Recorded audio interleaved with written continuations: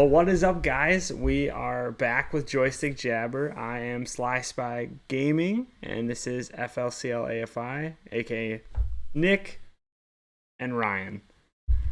This is a podcast where we talk about games, but we also go into some pop culture, just a bunch of nerdy stuff in general. So, yeah. Bunch of nerds. I mean, if you can't tell, there's like thousands, tens of thousands. This isn't nerdy stuff. This is what cool people. Yeah, I mean, you're not cool unless you have a life-size Brotherhood of Steel helmet, which I have. So I'm cool. It's the only reason why I got 76. Yeah. And then I played 76. And you never played 76 again. I didn't play it past the first month. 70, yeah. I mean, well, that's the thing is I played 76 for a while until they essentially went back on their word. Yeah. Saying that they were going to allow private servers and all this other shit, and then they just... Well, they did.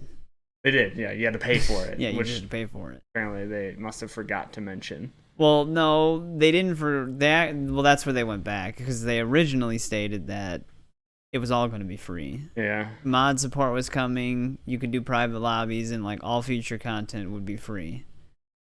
But then they were like, "Well, no one's playing our game, and we're not making much money off of the store because they had the premium shop in there." So they're like, "So let's charge people for private lobbies because everybody wants it." Yeah.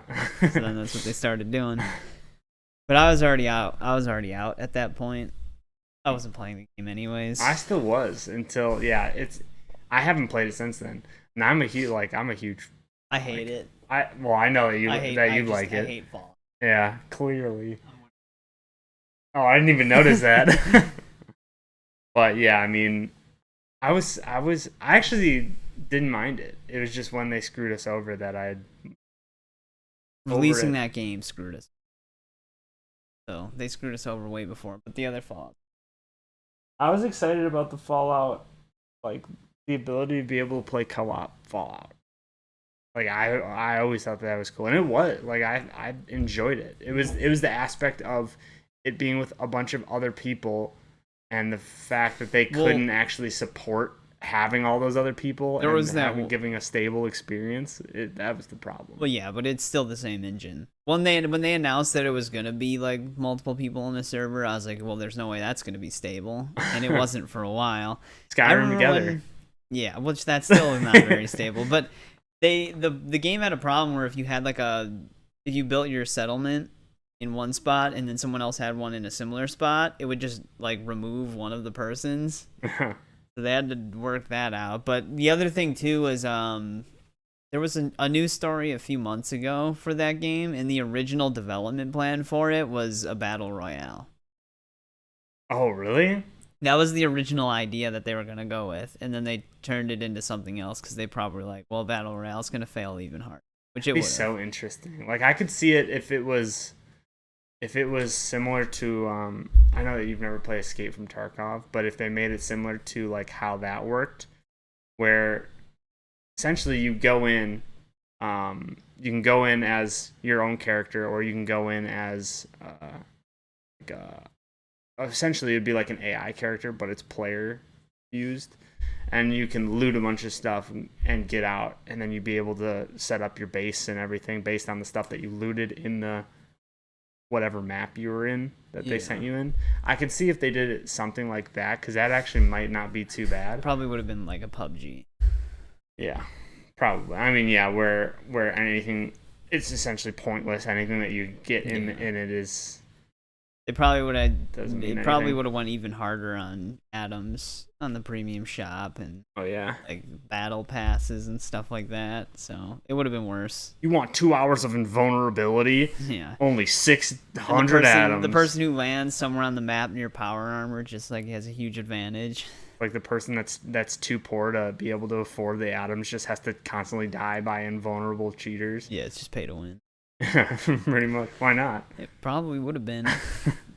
There's no way I could see the creation engine doing a battle royale system. My God, yeah, you know how unstable that would have been. Well, there would have been a whole cheating issue. It would have been bad. It's like as players are getting further away, it's like you're getting too far away from other players and tethers you back to them, and then you just get your head blown off. I could see it, but yeah, I mean it would have made a bad game worse. Yeah. Thank God they didn't do that. It still had really annoying PvP elements, anyways. Like the people who spent their time in the game, a lot of it would just be able to pick on anyone. Well, yeah, that's why we wanted private servers that we didn't have to pay for. Stupid. Dumb game. That's old news. Yeah. Sorry, there's our Fallout rant. You haven't seen Fallout since. I know.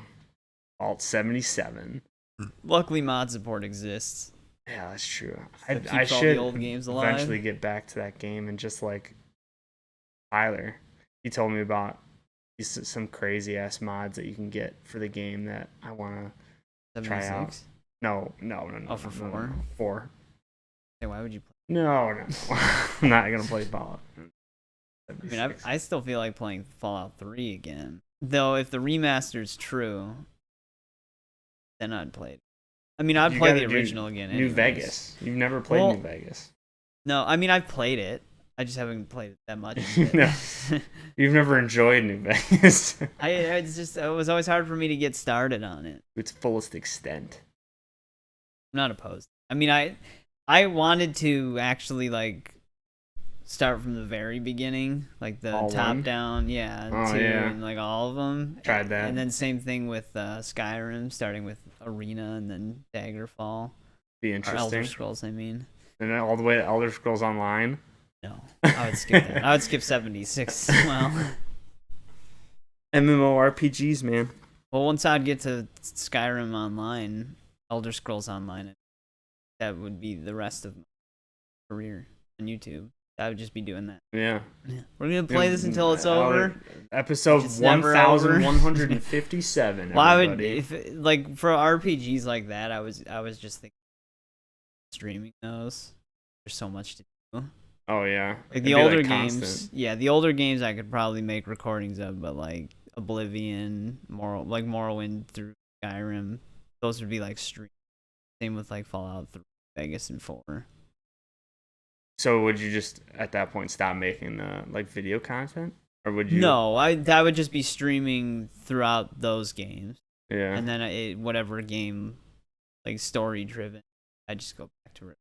Because like, because I like doing the recorded stuff because it's just like I don't easier to consume. Well, it's easier to it's got better visual too. Like you don't have the bit rate changing and like the pixelation and the buffering of like bit rate, and then you have the higher quality resolution stuff like that. Because I mean I record in 4K, but I upload in 1440. There's like a little bit downsampling clarity.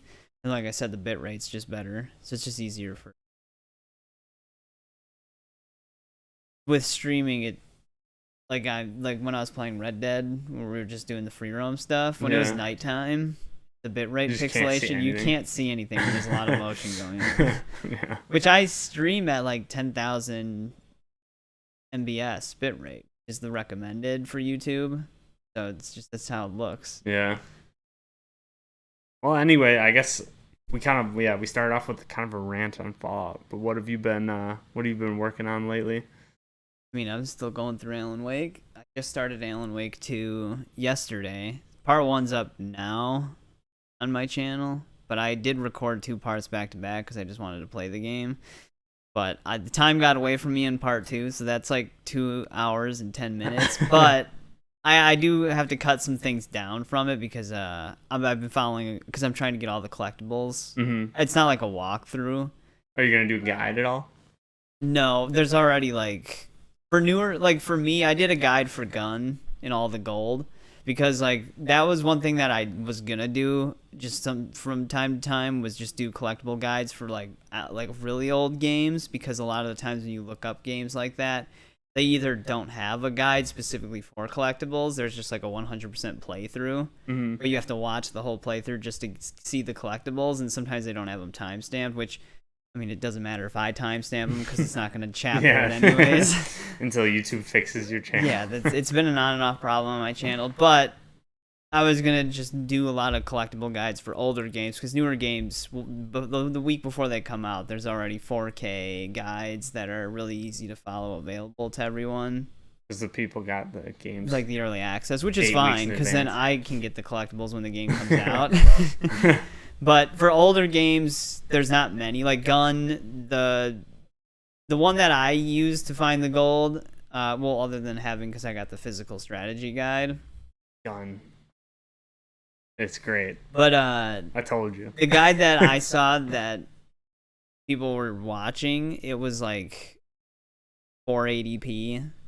And it looked like it was recorded from like a camera looking at a TV almost. So I just provided like a 4K 60 FPS guide with a better camera looking at the TV. Well, it's just a screen, yeah. So like that was my plan. Like when I played the old Spider-Man games, like the PS1 one, I was gonna have like a 4K collectible guide for all the comics and stuff like that. Nice. And same with like Spawn Armageddon. If I play that, I was gonna do the collectibles. The thing that's annoying with Spider-Man 2 for PS1 and Spawn though is they have the comics are collectible, like they're difficulty specific. So there's easy difficulty comics, normal difficulty comics, and then hard difficulty comics. So to get them all, you have to play each difficulty. Oh, that'll be fun. But Spider-Man 2 that's the one where they had Carnage in that one, didn't they?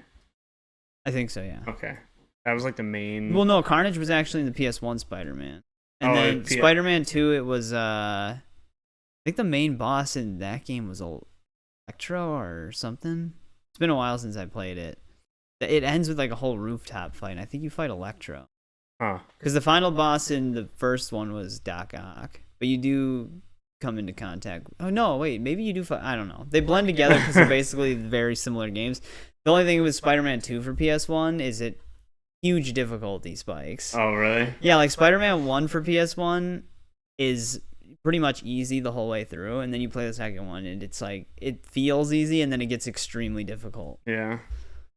And then I was gonna just replay. I'm not gonna do a collectible guide for I might do a collectible guide for the first movie game because they do have the spider emblems you can collect that give you combos, but the second one they have like 100 plus skyscraper tokens, like Bruce they have Campbell. a ton of stuff.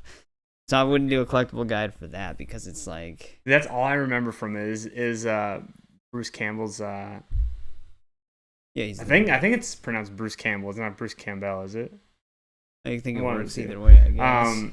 Anyways, like his tutorials. You can't be hitting the table. Smacking. Sorry. I gotta cut back on that too because I was bumping the table a lot. Because I could just hear it in our first part. Press the action button. Wait, it can actually hear me do this? Yeah, dude. No, okay, it was just catching me. Press the action button. It's all action button. Yeah. But yeah. Yeah, I've been doing just a lot of MK grinding and stuff. Oh yeah, I'm still doing that too. Yeah. I'm trying to come out with a video, like a solid video actually, for the newest way that you can essentially XP grind in the game, which is the seasonal towers. But I'll be making a full-on video of that, so I don't want to get into it too much. I can break it down. Yeah, break it down right here for everyone. No, the gist of it is to just play the seasonal tower. Yeah. Just keep playing it. Yeah. There's some strategies that will help a little bit, but yeah, for the most part, that's kind of what I've been working on. It takes a while to get to a point where you can like consistently get good XP though. So yeah, that's been a grind. I've also been playing quite a lot of DayZ. Like I've been working on some like mod stuff for it and trying to like get how the game works. Like it's so different compared to other games that it's really tough to mod it. So I like had to make my own server and everything because you can't like have private lobbies. Are you planning on making that server like public for people? No, probably not. Say, it's like, probably just for like like a group of people because it has like some of my personal stuff. That's on what I was there. gonna say. Because like, if other people can see the IP address for that server, Not you're good. gonna have to be really careful with that. No, if that was the case, if I wanted to make a public one, I would actually like make it like I would buy server space because you can do that for it. So I would do something like that. But yeah, I've been just kind of messing around with that a little bit, getting into it. That game is a lot of fun, honestly. And you've never played it, have you? I don't even know. It's similar to 7 Days, but and I honestly think that public would make it more fun because you can potentially run into actual people. Until you actually are in that situation, you run into someone and just get blasted. Yeah, like pick. Yeah, yeah, and he's like, I'm never playing this game ever again. No, but it's cool. Like it has some survival stuff. I think at this point it's a pretty old game, but I've been enjoying it. Just kind of messing around with that, and then also been still playing through Spider-Man 2, just like I was talking about in the last podcast. Got through that a little bit, so we can talk a little bit about that. And then also I finished Rebels, so I've been pretty much going through the entirety of trying to go through Star Wars, the stuff I haven't seen, and the only thing I hadn't really seen was Rebels, so I had to watch all of Rebels so that I could essentially watch Ahsoka because of how intertwined they are together. I've heard it continues up pretty much. Yeah, so I finished Rebels, and that is a really, really good show. No, it really picks up, I know. One thing that I didn't even notice is that there's time travel. Yeah. Like, they literally introduced time travel into space between, like, the or whatever. Yeah, He Who Remains. Yeah. We can get into that, too. There's actually kind of a lot to talk about. Just catching up on stuff this week. But, yeah, I was blown away when I was like, I actually tweeted this. I was like, no one told me that they invented time travel. You can essentially, if you invent time travel in a universe, you can essentially do anything. Yeah, well, it's not like direct time travel, and I don't know how many people, because like the two ways that they showed in it, well, at least in Rebels, they destroyed both of them. Like they were both linked through like Jedi temples, but based on that the episode, you see tons of portal openings. Somehow Palpatine is like in the area. Oh, by the way, if you haven't seen Rebels, spoiler, sorry. But I was just like, I was blown away, and I'm surprised that this isn't something that they've revisited yet, or that they haven't, like, I guess there are a lot of things. Like, there's the Mortis gods in there, too, in, like, the animated series, which is, like, the planet that they go to with, like, the old man and the... Star Killer. Yeah, Star Killer, who's also Palpatine. Well, he's voiced by the guy who... Yeah, he voices Darth Maul as well. Yeah. He's amazing. Yeah, Sam Witwer. Yeah, that's it. He's amazing at that too, and he's like a huge Star Wars nerd. Yeah, I know. People were like asking him to direct something for Star Wars because of how bad the writing's been for Disney projects lately. Yeah, like, why don't they get him to do stuff? But they probably don't want. They're like, no, we don't want Star Wars to be good. Yeah. Introduce Star Killer. Yeah, I mean he might. He broke down the animated so you know the fight, like the final, again, spoilers if you haven't seen Rebels, but the final fight between Darth Maul and Obi-Wan, he breaks it down like Obi-Wan's thinking, and it's so perfect. But yeah, because he knows Darth Maul is gonna. Darth Maul attempts to use the same move he used on Qui-Gon, and Obi-Wan knew he saw it coming. Yeah. No, I know. It was a really quick fight, but it had a lot of meaning to it. Yeah, and I honestly, seeing that, I would have never even thought about that. Yeah. I'm sure that maybe that's something that was like told to him as he was in it, because clearly he was involved. Well, in that stage I mean, when you look at Darth Maul's motion, you see him, his like eyes light up. Yeah, he like physically tries to go for the same about move. to hit him in the face with the thing. Yeah, it's nuts. Yeah, I would like to see Sam Witwer like actually be involved live action wise in. I feel like the way Disney is right now and stuff, he'd be like a throwaway character. Yeah. People thought he was gonna be the. You haven't seen Jar Jar. Ahsoka yet, but there's like one character who's like helmeted, and people thought that he was gonna be that character, but yeah. I mean, people are glad he was. Yeah. Yeah, it's crazy. So that's the other thing I've been doing. So that was just a little bit I wanted to touch on. Rebels was just the fact that there's time travel in the Star Wars that's essentially canon. There were tons of portals around that they could use at any point. Well, it's not like at any point. I think they elaborated on it more with certain things because it's like you can't just. It seems like it's really hard to just go there for like anybody. Yeah, well, Ezra seemed to be able to just open the portals easily. It seemed like that was like because Palpatine needed him to open the portal, so maybe it's only Ezra's ability or something. I guess you'd have to keep watching.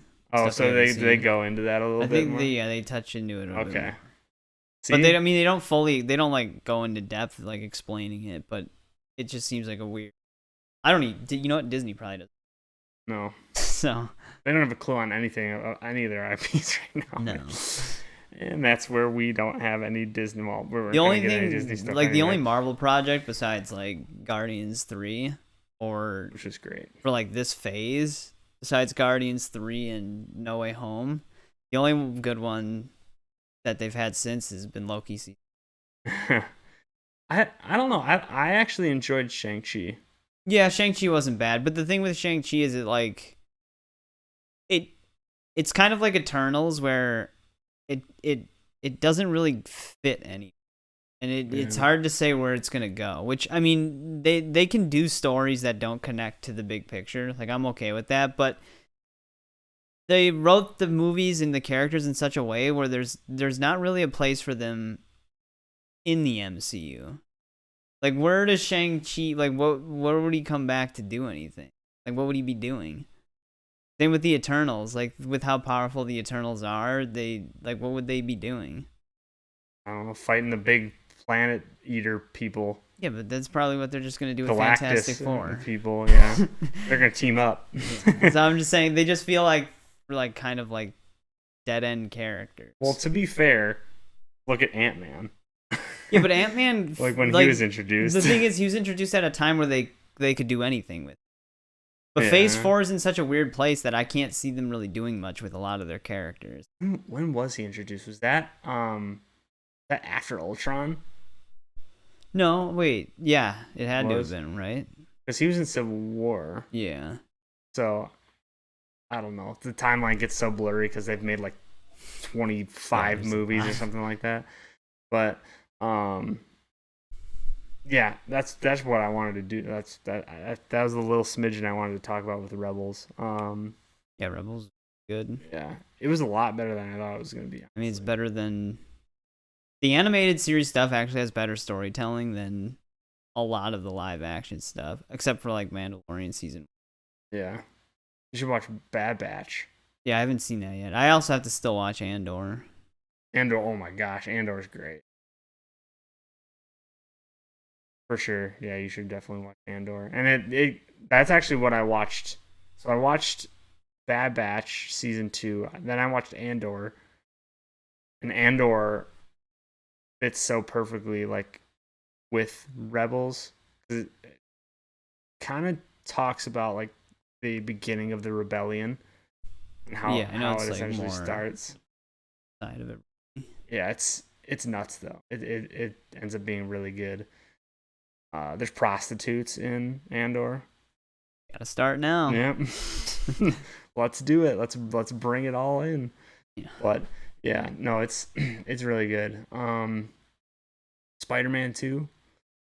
Been working my way through that. Again, spoilers if you haven't played it. William, if you're watching. But yeah, Spider-Man 2 is good. I'm in the suit now. I'm chasing down Kraven. So that's I just fought him.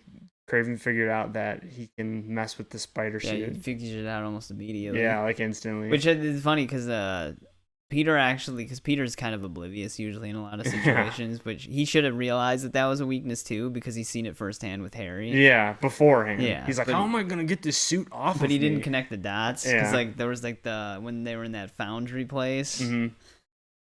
Peter's always Peter learns at the last second. The other thing was the Mysterio storyline. Yeah. That's oops. gonna be loud. Yeah, that's loud. Sorry, guys.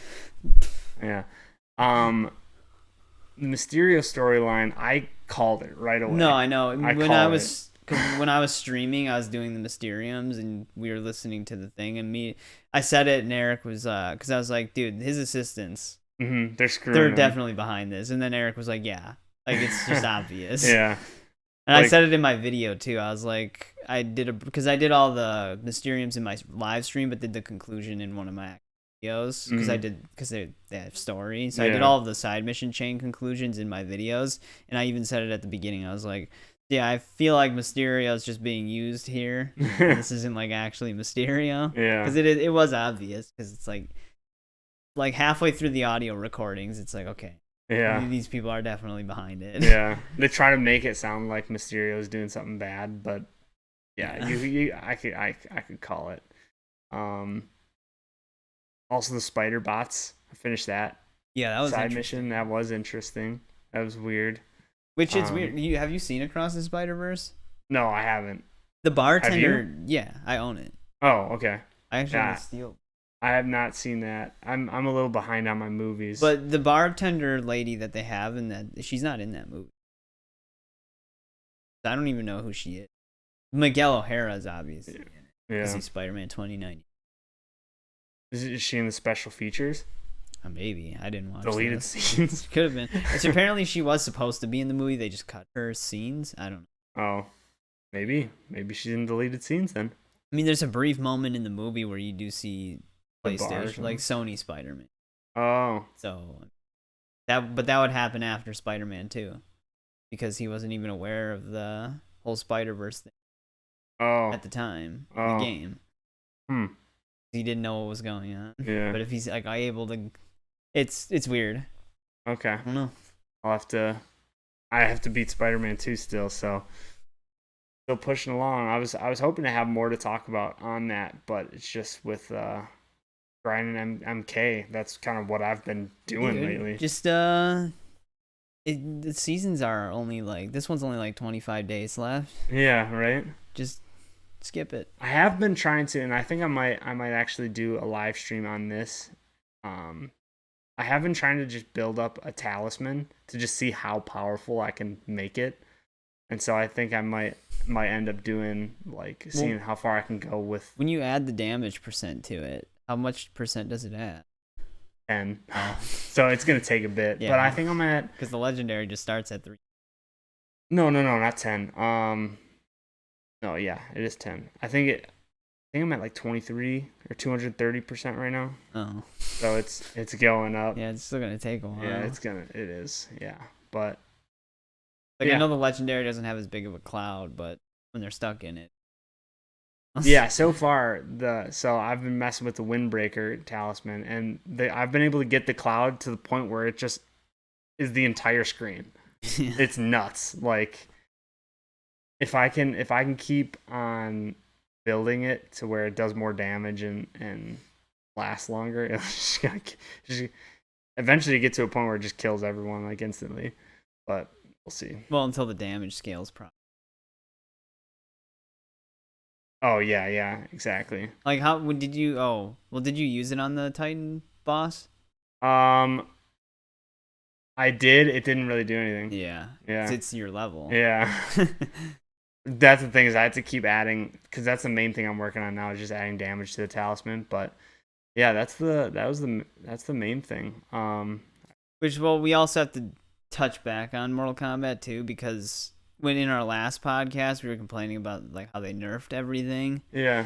The seasonal tower, I know you didn't make your video yet, but if you take the time to grind the seasonal tower, it's actually better than the season 1. Yeah. So we did complain about how they nerfed it, but they actually did give us a way to get XP even faster. Yeah. So, but we didn't know that at the time, because we didn't I was hadn't still been revealed yeah. yet, really. I was still in the season. Like I was Mhm. still finishing the invasion season. Well, the season had only started like a couple days prior, Yeah, I believe. it was like right so. when it was like right when all that. But the main strategy had essentially been nerfed. But if people do take the time, and I'm sure that there's probably stuff out there now, but I'll go into it a little bit deeper and like what some of the talismans and stuff that you can use. Oh, the other thing too is I mentioned this in the other podcast as well is they up the level cap for the player profile level, and like I was saying that you'd get 200 dragon crystals per every 10th level up to 100 starting from like 50. The level upgrade increase, like the cap they removed, does nothing. I'm Yeah, it's 168 completely right pointless. now, and you don't get anything. It just keeps going up. It's in MK11 they would give time crystals even beyond 100, but in this game you That'd be great if they you don't did. get anything. They removed the level cap for 100% no reason. I mean, additionally, I don't think that we had gotten to a point where we had maxed Omni-Man out either. But he No. only goes up to level 20. Yeah, and he doesn't have any dragon. He has no crystals. dragon I mentioned that he crystals. doesn't, but I wasn't 20 yet, so I didn't know. I think I was below 15, so I couldn't see the last 5, but I didn't think he did. But at level 18, you get 200 coins, I don't know. which is 100% useless. I'm really hoping that they add more, because if this is all that they're going to give, because there's no other palettes you can get, there's no seasonal, like what's the point of having these seasonal items if you're not even going to add stuff for the DLC characters that are coming out? Circles back to what I said in the other one. It's a game that they don't really offer much beyond the Invasion season and Combat League, and once you're done with the Invasion season and you don't want to play Combat League, there's no content. There's nothing for you to earn. They just want you to pay for everything once you finish your mastery track. Which the mastery tracks, once you hit level 15 and you get all the brutalities, everything after that, it's just like at 18 you get their next like unique actual skin that you can start earning palette for. But I mean, most characters, the defaults are usually better than those alternates. And then you just get combat card backgrounds and icons and some taunts you'll never see because Chibi. the cutie icon. Yeah, the cutie. That's it. It's like everything beyond that isn't really that worth it. You do get the like silver and gold. That's gonna. Yeah, beer time. You do get the silver and gold palettes when you hit, what is it, 34 and 35 or 33, 34, something like that. Yeah, I think it's the final. It's 34 and 35. I think. But those look really goofy. I have it on my Raiden. It looks like he's wearing a silk robe. Yeah, like metallic looking outfits always look goofy to me rather than like metallic items, because it's like a gun looks metallic, so a gold plated gun looks right, but metallic shirt. Yeah, Raiden is the god of thunder and flare. That'd be cool if it changed his like lightning to like white or something like that. That would be nuts. That'd be awesome. Because like MK11, they had a lot of lightning color change outfits. Yeah. Like the vampire one would give him red lightning. The movie, the 1995 one, he had white lightning on it. Really? Yeah. Dang. I hope that if they do, lazy. because it's inevitable. I'm sure they're gonna add the evil Raiden. They at some are. point. It's but I hope that they use the old voice actor. They're not going to. Oh. It's got the young Raiden face too. Oh, you've seen it? Yeah, I've seen it. That's the next few disappointing. seasons are like all laid out in have been data mined. I mean, the next one they already teased when you finish the Invasion season. It's gonna be like Sub-Zero or something. Order of Darkness Sub-Zero. Like Noob. No, he wears the suit in the story mode. It actually is one of his cooler palettes. He even has white eyes with it, but it's like he's got like spiked shoulders and stuff. But and then there's gonna be a Raiden, like an evil Raiden season. Then there's like a few other ones, but a lot of it's been leaked. But yeah, evil Raiden palette is going to be one of the seasons. That is disappointing that they're not using that. And we were saying this before the actual podcast, but I was disappointed on the fact that they didn't, like, they added the Deadly Alliance Scorpion, but they don't give him the skull, even though they clearly have the burned face. a model for a skull. I don't know if it's like the way they wanted to animate it and the way it has to connect to the body. Maybe, yeah. Because, I mean, they took liberties with a few of the suits, and I kept calling the Lee May one Deadly Alliance, even though I knew it was Deception, but I just kept, because everybody else has Deadly Alliance palettes, but Lee May's Deception skin is very altered. Then today they just added, keep burping, they added Natara's. One of it's picking that up. Or I'm just like awkwardly pausing, but then today they added Natara's Deadly Alliance outfit, but they take liberties on them because censorship. Yeah, but Scorpions is very 1-to-1 besides the skull. Like Sub-Zero, they added some more ice to it and changed some of it looks, but Scorpions is still overall pretty accurate. It's just weird that they're going with the alternates for a lot of them. Like Lee May's is her default Deception palette, like her default Deception skin, and Natara's is her default. Well, I doubt they'll add Natara's alternate because it's even more skimpy than her default was. But for Scorpion and Sub-Zero, they added the alternate costumes from Deadly Alliance instead of their defaults. But they probably do plan on adding those. They're just gonna get $10 more. Yeah, from all of us. Yeah. And then there's also the Deception Scorpion and Sub-Zero that I'm they wondering could do. why, like, which they already did Deception Sub-Zero in 11 though, so they'd have to do it. you would think that they would. It has to be. I'm sure it's. I wonder if it's like a legal reason or something. Like, artist-wise, they can't copy it exactly, or some I think they weird still, thing like that. I mean, that when they made Deadly Alliance, they were still under Midway instead of WB. Okay. But I'm pretty sure WB acquired all MK property. I'm pretty sure NetherRealm WB. Weird. I don't know. That would be a problem.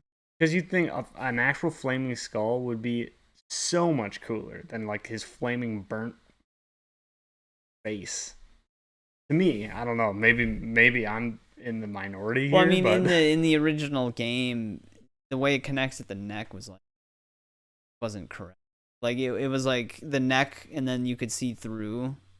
Just like a skull place there. But I mean, obviously they could fix that now. But it would be weird because it would be like the skin of the neck burned down to like a spine. Yeah. And then a skull, so it'd be like a really, I don't know. That'd be awesome. It would look weird because it'd be like a really thin neck and like a thick body. But I mean, there's ways they could do it. Obviously, they could have just had like a cloth there or something. I'm sure that they have enough money to be able to figure it out. With all the dragon crystals. You'd think, but they didn't give him his classic MK2 suit equipable. Heck, I'll give him 200 extra dragon crystals if I can have the skull. Yeah. $2 extra. How about that? But I mean, to me, it's not that big of a deal because it's like, can't really, it's fire. There's fire there, so it hides most of it, but. Like Ghost Rider, like it'd be, I don't know. To me, it would be really. Same with the, I think I talked about this in like the rant last time. Same with the Sub-Zero. The fact that they didn't do I would have loved his normal one. Or his Deception one. That would have been sick. With that's armor. They have that in 11. Yeah. So I don't know if they would repeat it. They could do his alternate in Deception, which is one of his dumbest looking outfits. Really? I don't think I've seen it. He's got like Can the we mask. pull it up here? Yeah, he's got like a mask, and he's like basically completely bald, but he's got like a ponytail. He looks like Goro's hairstyle, basically. Yeah, let's pull it up. Sub-Zero. It doesn't look good. In Deception, you said? Yeah, as alternate. He's got like pale white skin.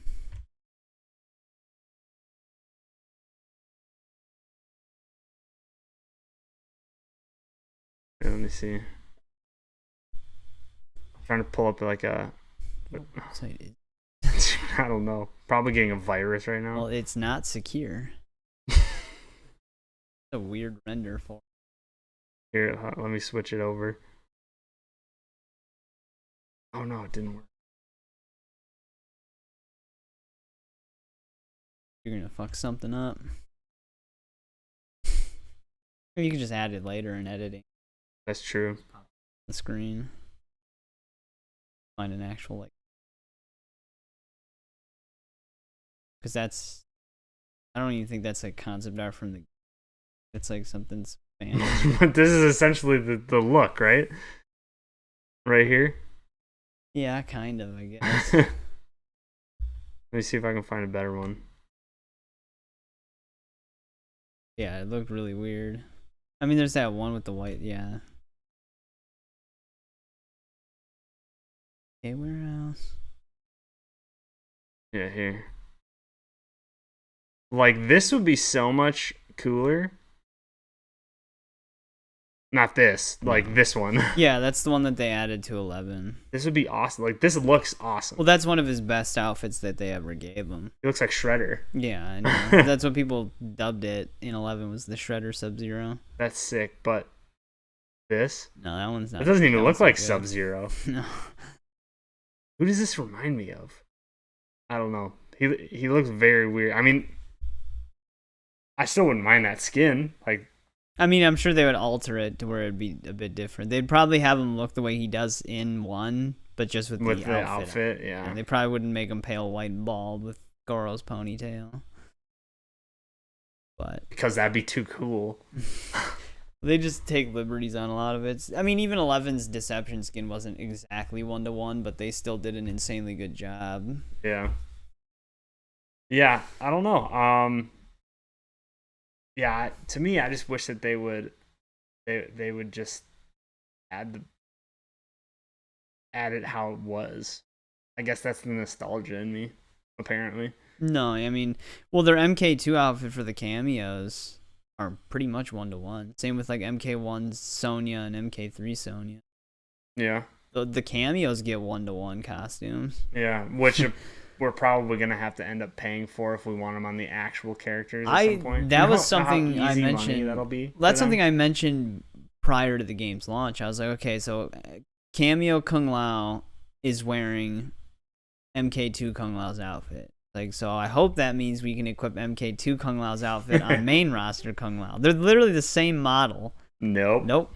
They did the same thing with Sub-Zero and Scorpion. Yeah, unless but you pay for it. So far in MK Warehouse, none of the cameo skins are planned as of yet for main roster. They do have MK3 Kung Lao. How hard? But that's going to probably be on the Shrine next season because they keep doing that. Because like this season we got MK3 Jax in the Shrine. So next season we'll probably get MK3 Kung Lao. But it's all cameo. It's just annoying. It's going to take like 60 seasons before we're able to get all this stuff. Well, they're planning on supporting this game for 3 to 4 years. Yep. So we play for about a week. We wait 20 days. Well, I feel like they're going to be like, this season's 30 days. The next season's probably going to be like 80, like the first season. And then it'll go to like get a 30 day season. Through the holiday months. Yeah. Yeah. They'll probably switch off. Yeah.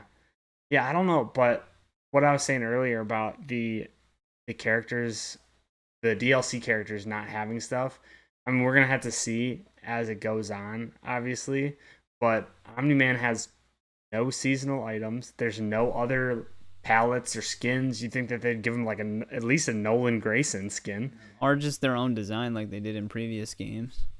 Something. I don't know. Like, give him something. He has nothing besides what you can earn through his character mastery. And that's not even as much as what the other characters can.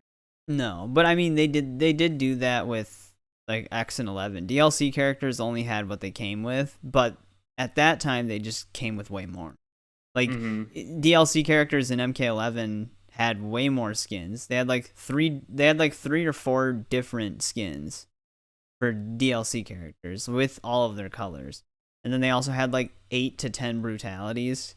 Omni-Man has 1 skin with 6 colors, 4 brutalities. But the thing, so 11, less. Yes, like that was more live service, but X was like barely live service. No, but the DLC characters didn't have any outfit. Some characters had different outfits depending on variation. Like Leatherface had 3 different outfits depending on the variation you picked. But like, you know how you'd bring up the menu and select an outfit? None of the DLC characters had that. Well, but gear. Like you can't get any more gear? No, I mean, X didn't have gear. 11 though. Yeah, 11 did. 11 had a bunch of it. Yeah.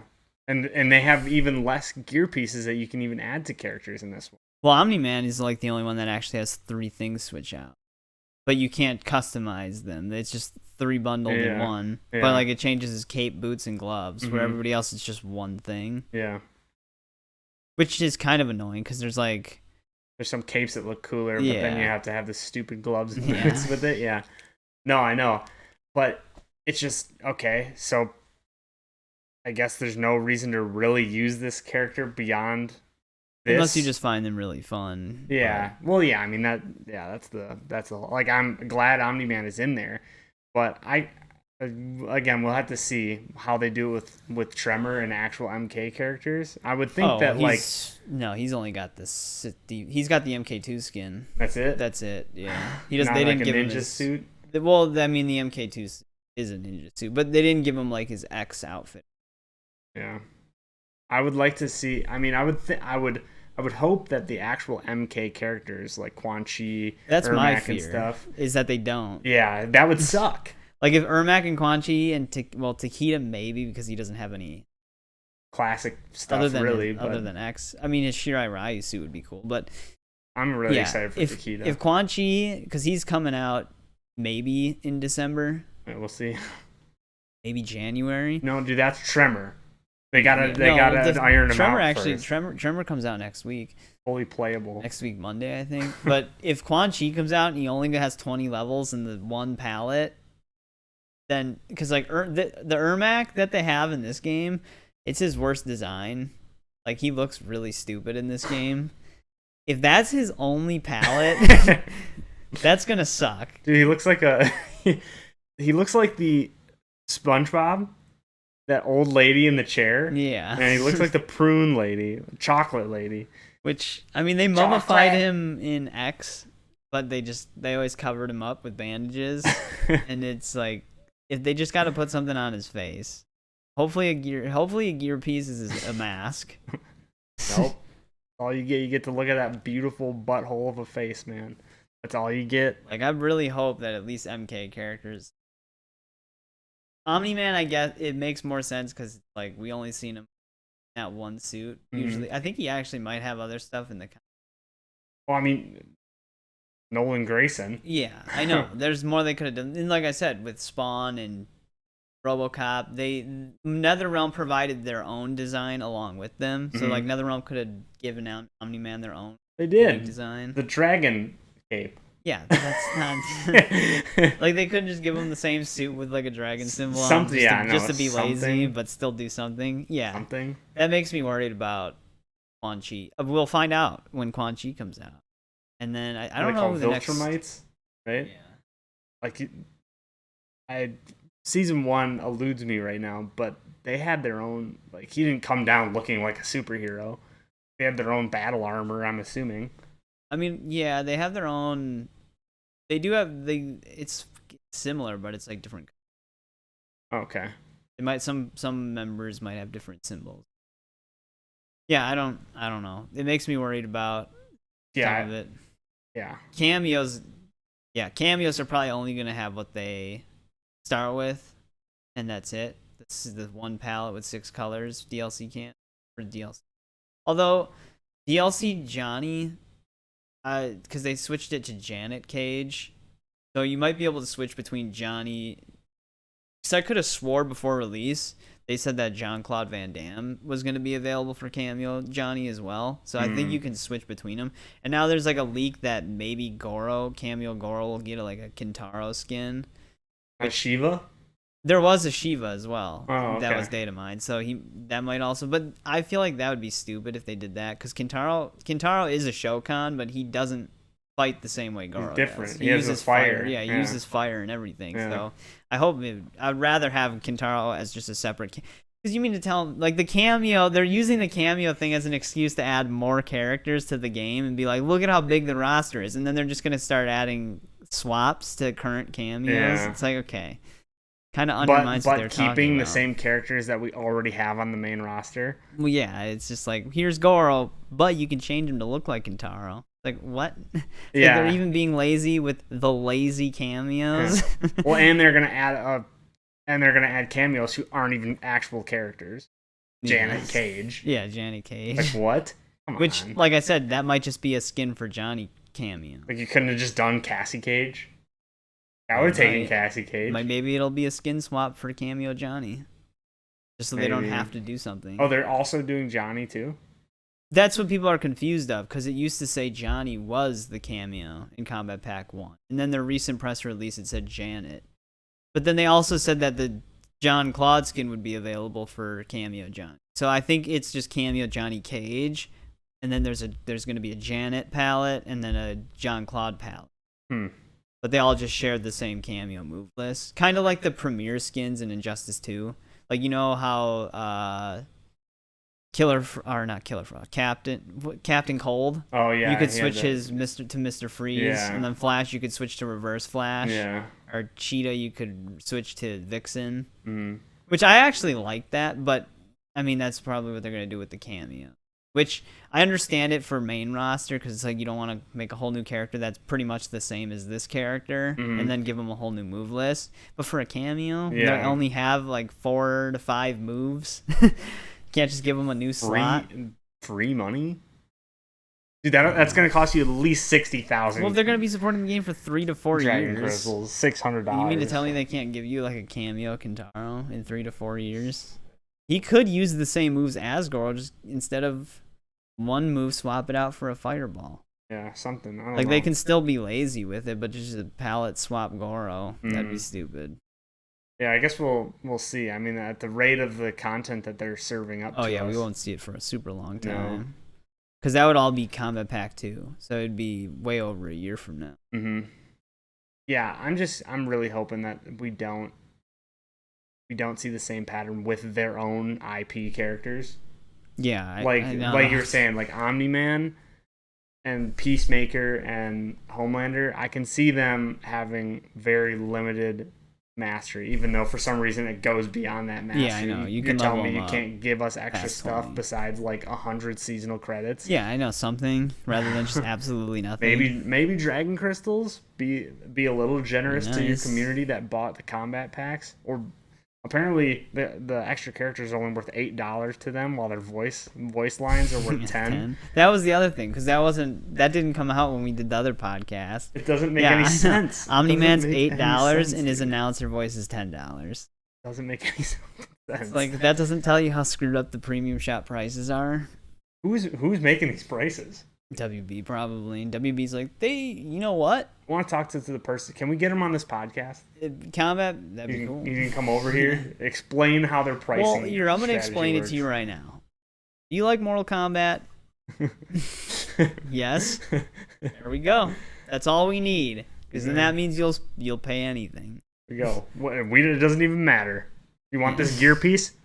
500 Dragon Crystals. Yeah. You want this gear piece? 50,000 Dragon Crystals. They're gonna do like a overhaul patch, like they always do, like with the Aftermath DLC or MKXL. They're gonna do like something with MK1, and it's gonna be like seasonal. It's gonna up the prices of everything in the seasonal shop. They're like, wow, people are actually paying $10. Yeah.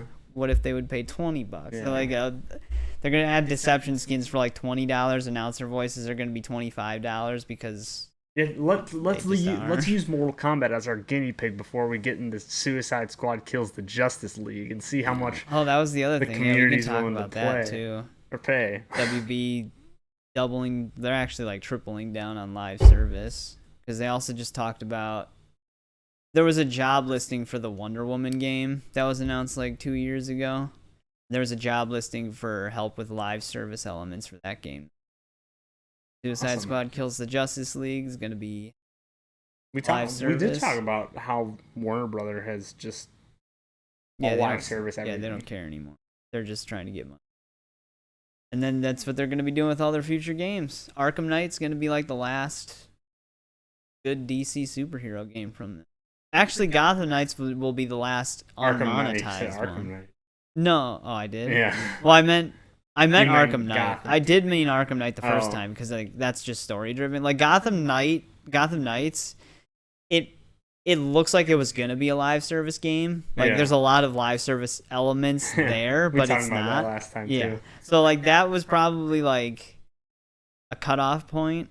Gotham Knights isn't like a great game, but that's probably gonna be the last like non-predatory DC superhero. All the rest of them are gonna be just all in on live service. Yeah. I mean, they have the pre-order thing up for Suicide Squad.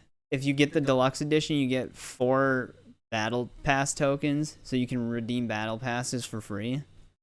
So if you get the standard edition, battle passes are going to cost money on top of the game's price. So you'll pay $70 for the game, and then the battle pass is probably going to be at least $20 to $25 every season. And it's a single player or co-op game, and it's going to have a battle pass like that. Jeez, man. And I guarantee you they're not going to do what Avengers did, which Avengers, they did have the battle pass thing. I forgot, what was it called? Like the challenge pass or whatever. But the one thing Avengers actually did right with that is that it wouldn't go away. You could get the thing at any time. You could unlock the content at any time in the future. And if you just didn't do it, you just get all that for free. You don't even have to do the challenges. I guarantee you, WB with Suicide Squad, it's gonna be limited time battle passes. Oh, I'm sure. Yeah. So if you don't, if you're getting 4 battle passes for free. So if you don't get the first season of battle pass stuff when the game releases, like say you just want to wait on a sale for the game, you probably miss out on a ton of content. So the thing that I like that some companies do that do the battle passes, which I think is really stupid to begin with, but if they give you battle passes and they include everything you can get in the battle passes, but they include enough currency in the battle pass to be able to buy the next battle pass. Yeah. Like I'm okay with that, because then it's like you have to play the game to be able to continue to keep like getting the battle pass. Yeah, which Avengers actually did that too. You'd get up to 1,000 credits. I don't even know why I'm saying I'm okay. I'm not okay with it. I don't like the battle pass system at all. But if they're gonna do it, at least at the very least you can redeem the next one. Yeah. If you finish the first one. Exactly. It took when Red Dead 2 did the Outlaw Pass. Mm-hmm. It took them a while to actually do that, but they did end up doing that with their Outlaw, surprisingly. But then again, Red Dead was in a spot where they didn't do that. Nobody. You see how that worked out for them. Well, the one reason why they probably stopped supporting that game was because nobody was buying gold bars in the first place. Mm-hmm. So then they were like, if we monetize it more, we're not getting anything out of it. Yeah.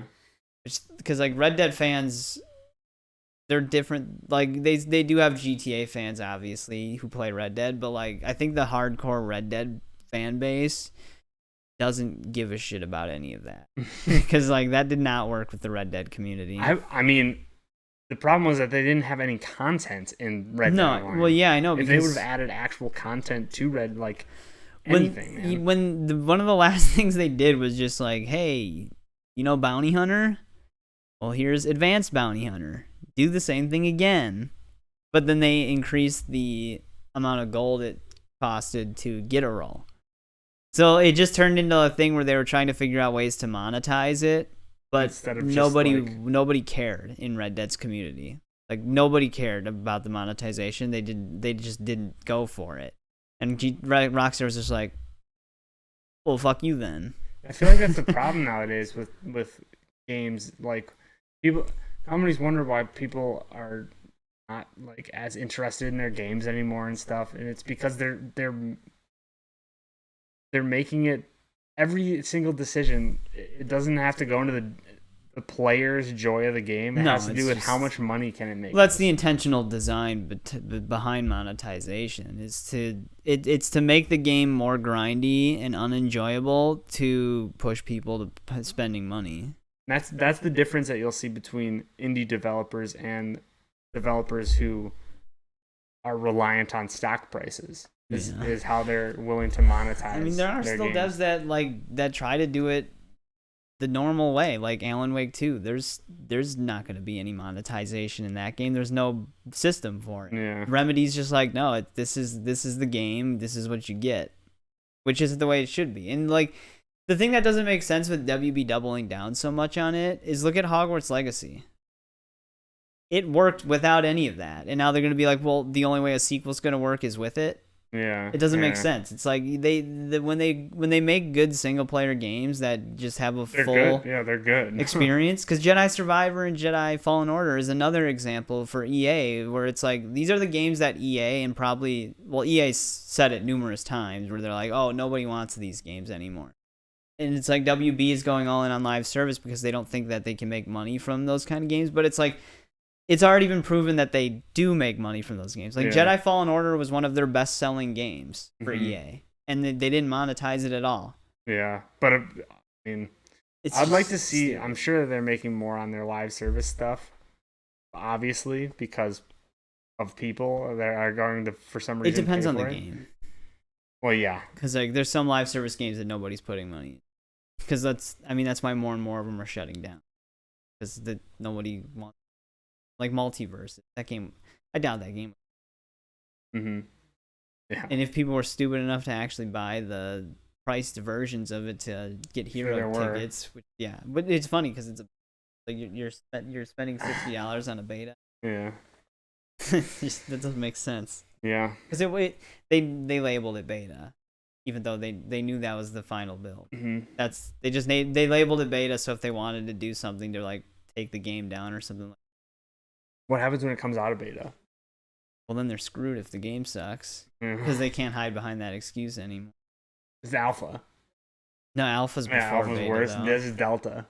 Yeah, I think beta's like right before it final build. So they'll make a new term. Yeah, delta. It's Belfa. Charlie. But yeah, service. Because Wonder Woman, I think I touched on that already, but yeah, you did. Yeah, the whole Wonder Woman, and they announced that game like 2 years ago. It's like, come on. Yeah, we touched on it last time too. Just Warner Bros. I mean, not just Warner Bros. It's like every AAA studio is trying to find some way that they can monetize their IP. The studios that aren't doing it are becoming less and less. And from a business standpoint, it makes sense, but like it's such a fine line between having to do it like business wise and then also trying to make a creative enough property to where your players, the people who are actually consuming the product, are going to want to play it. Well, the thing is though too with the gaming industry, it's like it's a weird line to understand where you've crossed, because sports games have been doing stuff like that for so much longer. Like, I know. People are like now starting to really complain about live service, and a lot of live service games are failing. But sports games have been treated like a live service game for such a long time now. Yeah. That it's like it's already existed for a while, and like sports games like players have been the ones that have been getting ripped off the most for such a long time. Like Call of Duty Modern Warfare 3 is like the more blatantly obvious time they've done this, which they've asset flipped and did like stuff like this in the past. $70. But like Modern Warfare 3, this is like the full extent of what happens when there's no backlash. It's like Modern Warfare 3, Activision was literally like, oh, we could just sell this DLC that should be valued at like $20 at the most. Like, we can just sell this as a full we can just call it a full AAA game and label it $70, and people will pay for it. Because it's Call of Duty. Keep hitting the table. Yeah. Ash. I got not Ash Ketchum, but no, Ash from Evil Dead. $25. Yeah. I got him because it's Ash. I wanted to play as Ash, and the main reason I got Call of Duty was to play zombies. Not worth $95. $95. No, I know. Because, like, well, the thing is you essentially paid the $70 for zombies. Zombies. Yeah. Because Ash exists in Modern Warfare 2. Yeah. Yeah, pretty much. Yeah, I wanted to play. I wanted to play zombies. Zombies looked awesome. It is awesome, by the way. I enjoyed it a lot. I know that a lot of people have, for some reason, said that it sucked. Well, just people hate everything about it. Yeah, everything about that game. I've been enjoying it. It's like a good mix between zombies and like DMZ, which I never really got too much into. I think it's DMZ. I never got too much into it, but it's like a good mix between the two, and I've always enjoyed zombies, so I wanted to get it for zombies. If they would have only sold zombies for like, say, like $40, I would 100% get it. Well, they got me for no, $70. They know you'd pay $70 for it if they just called it a new game. But yeah, dude, that still bothers me that we didn't get Ash in MK11 because of some weird legal issue, but then we get him in Fortnite and Call of Duty, and then they also have their own game that they've now abandoned. It's like, come on. Yeah, that's right. That's done with now. The one property that he would have actually thrived in, that would have made the most sense, is the one he didn't show up in. That would have been nuts. It still doesn't make sense to me. It's like, how does Fortnite and Call of Duty get him, but Mortal Kombat not get it? Especially since Evil Dead Rise is under WB. It doesn't make any sense at all. I still don't understand what happened with that. Well, because I'm a huge Evil Dead fan. Yeah. Like you can't see. They're above you. Yeah. There's some Evil Dead stuff back there.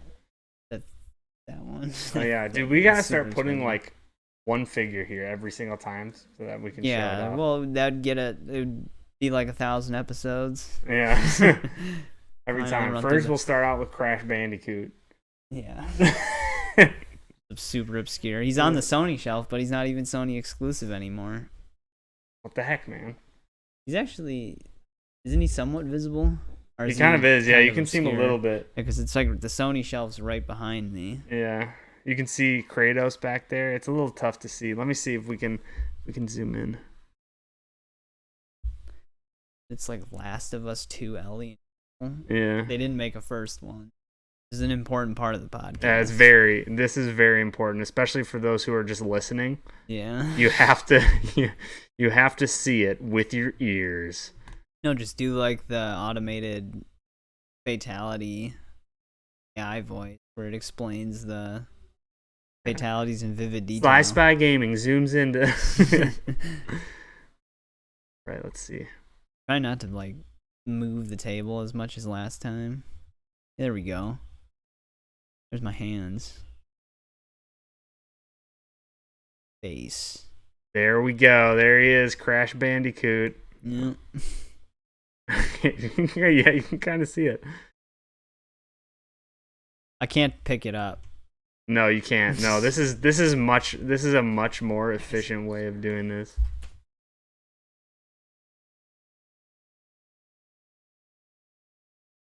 I don't even know why we're focusing on this specific figure. No, I don't know. That's actually really good though. Well, it's made by NECA. It's solid. NECA's usually pretty detailed, but I got it because it was on sale. Like real hair. Okay. Crash Bandicoot. Put it up. Let's put it up so they can see it. They can't close see up. Here. I thought you still had it zoomed in. No, I zoomed it back out. Whatever. It's not that big of a deal. No, sorry, off topic. Anyways, yeah. Well, I guess we can get kind of into some of the more recent gaming news. Oh yeah. Yeah. Now that the Crash Bandicoot's taken care of. Now that the most important part's out of the way. And all of our rants are done again. Which even before we recorded, we're like, we're just going to do a small touch on Mortal Kombat again. Just to explain the new info. Yeah. And we just ranting about it again. Rant. Yeah. We can't help it, man. I mean, we're going to touch on Texas Chainsaw again. Because before it was like announced fixes. But nobody knew what was coming next or what everything was, or like when the next stuff was even coming. Mm-hmm. But we did get a actual release date for Danny and Nancy, the two new characters, and some fixes and changes, and it's on November 28th. Yeah, it's right at the end of the month. They've got quite a bit of stuff. Do you want to get into that a little bit later? We can go through some of the smaller stuff. Like Last of Us 2 Remastered. Oh yeah, that just happened today too. Yeah. It leaked basically, but it leaked in such a big way that it's definitely coming. Yeah, I mean it showed up on the screenshots. Steam store. Yeah. Well, no, it's not. There's no PC version. Oh, there isn't? No, I had the picture I had up was on GameSpot. Oh, okay. But yeah, there's PC. No, I know they're not even. I feel like if they do bring it to PC, it's gonna be the remastered version. That's probably the version that they're gonna use. That's what I've been waiting for, man. Well, they've been really weird with PC releases lately because we still don't even have any news about God of War Ragnarok coming to PC or anything. Ghost of Tsushima's still nothing on that. Yeah, that's weird to me that hasn't been added. No, yet. I don't get it. I said to Tiger as a joke. I was like, watch, they're gonna only release the first games on PC, but not the sequels. So then, like, if you want to play the sequel, you have to get a PS5. Yeah, oh man, I could see them that's doing actually. that. Not gonna lie, that's actually pretty smart. I could see them that's doing pretty that. Smart. And but yeah, business-wise, sucks for us. Basically, today, Last of Us 2 Remastered leaked. There's screenshots. There's details about a new game mode. It's like a roguelite survival mode. It sounds like you pick whoever you want. I don't think you're like. It's not like a story difficulty. It's like an actual mode. They've been running into issues with their standalone multiplayer game. I think they just moved on to this instead. What standalone multiplayer? They were working because Last of Us Part 2 was originally going to have a multiplayer mode similar to the first game, but they wanted to turn it into a live service free-to-play type of thing. I don't know if it was even supposed to be free-to-play. I thought it was. But they had like Bungie come in and help them for a little bit, and Bungie said that it was just bad. That's weird. Why? Well, Sony owns Bungie. And I think they wanted Bungie in on it because they made Halo. They would have like expertise in like a multiplayer PvP, but not in. That'd be no. odd. It would be weird for Last of Us. But anyways, I heard that it was just not going well. So I don't think that's canceled. But Naughty Dog is just not. They might not be able to. Yeah, they're just kind of done with it for now. So I think they're working on this roguelite mode instead. But it's just weird because if there was any game that didn't need a remaster, it would be Last of Us 2. Yeah, it's so new. It's so new. I see. I've been waiting. I've been sitting there waiting for it to come to PC. And if there's no release, I just assume the that leak it would doesn't. Be eventually. The leak doesn't mention anything about a PC release, but if it would come to PC, it would be the remastered version. I don't know why they'd port the other one, but like it's just weird because they did have a PS5 patch for The Last of Us Part 2, where it ran at 60 FPS and stuff like that. Yeah. And now they're coming out with a PS5 only version. It's just weird. It's super useless. I don't know who would buy it. I mean, Last of Us 2 is like a critically acclaimed game, but how much do they have to well, that's probably why they don't have to remaster that much. No, they said that fidelity mode will now run at native 4K.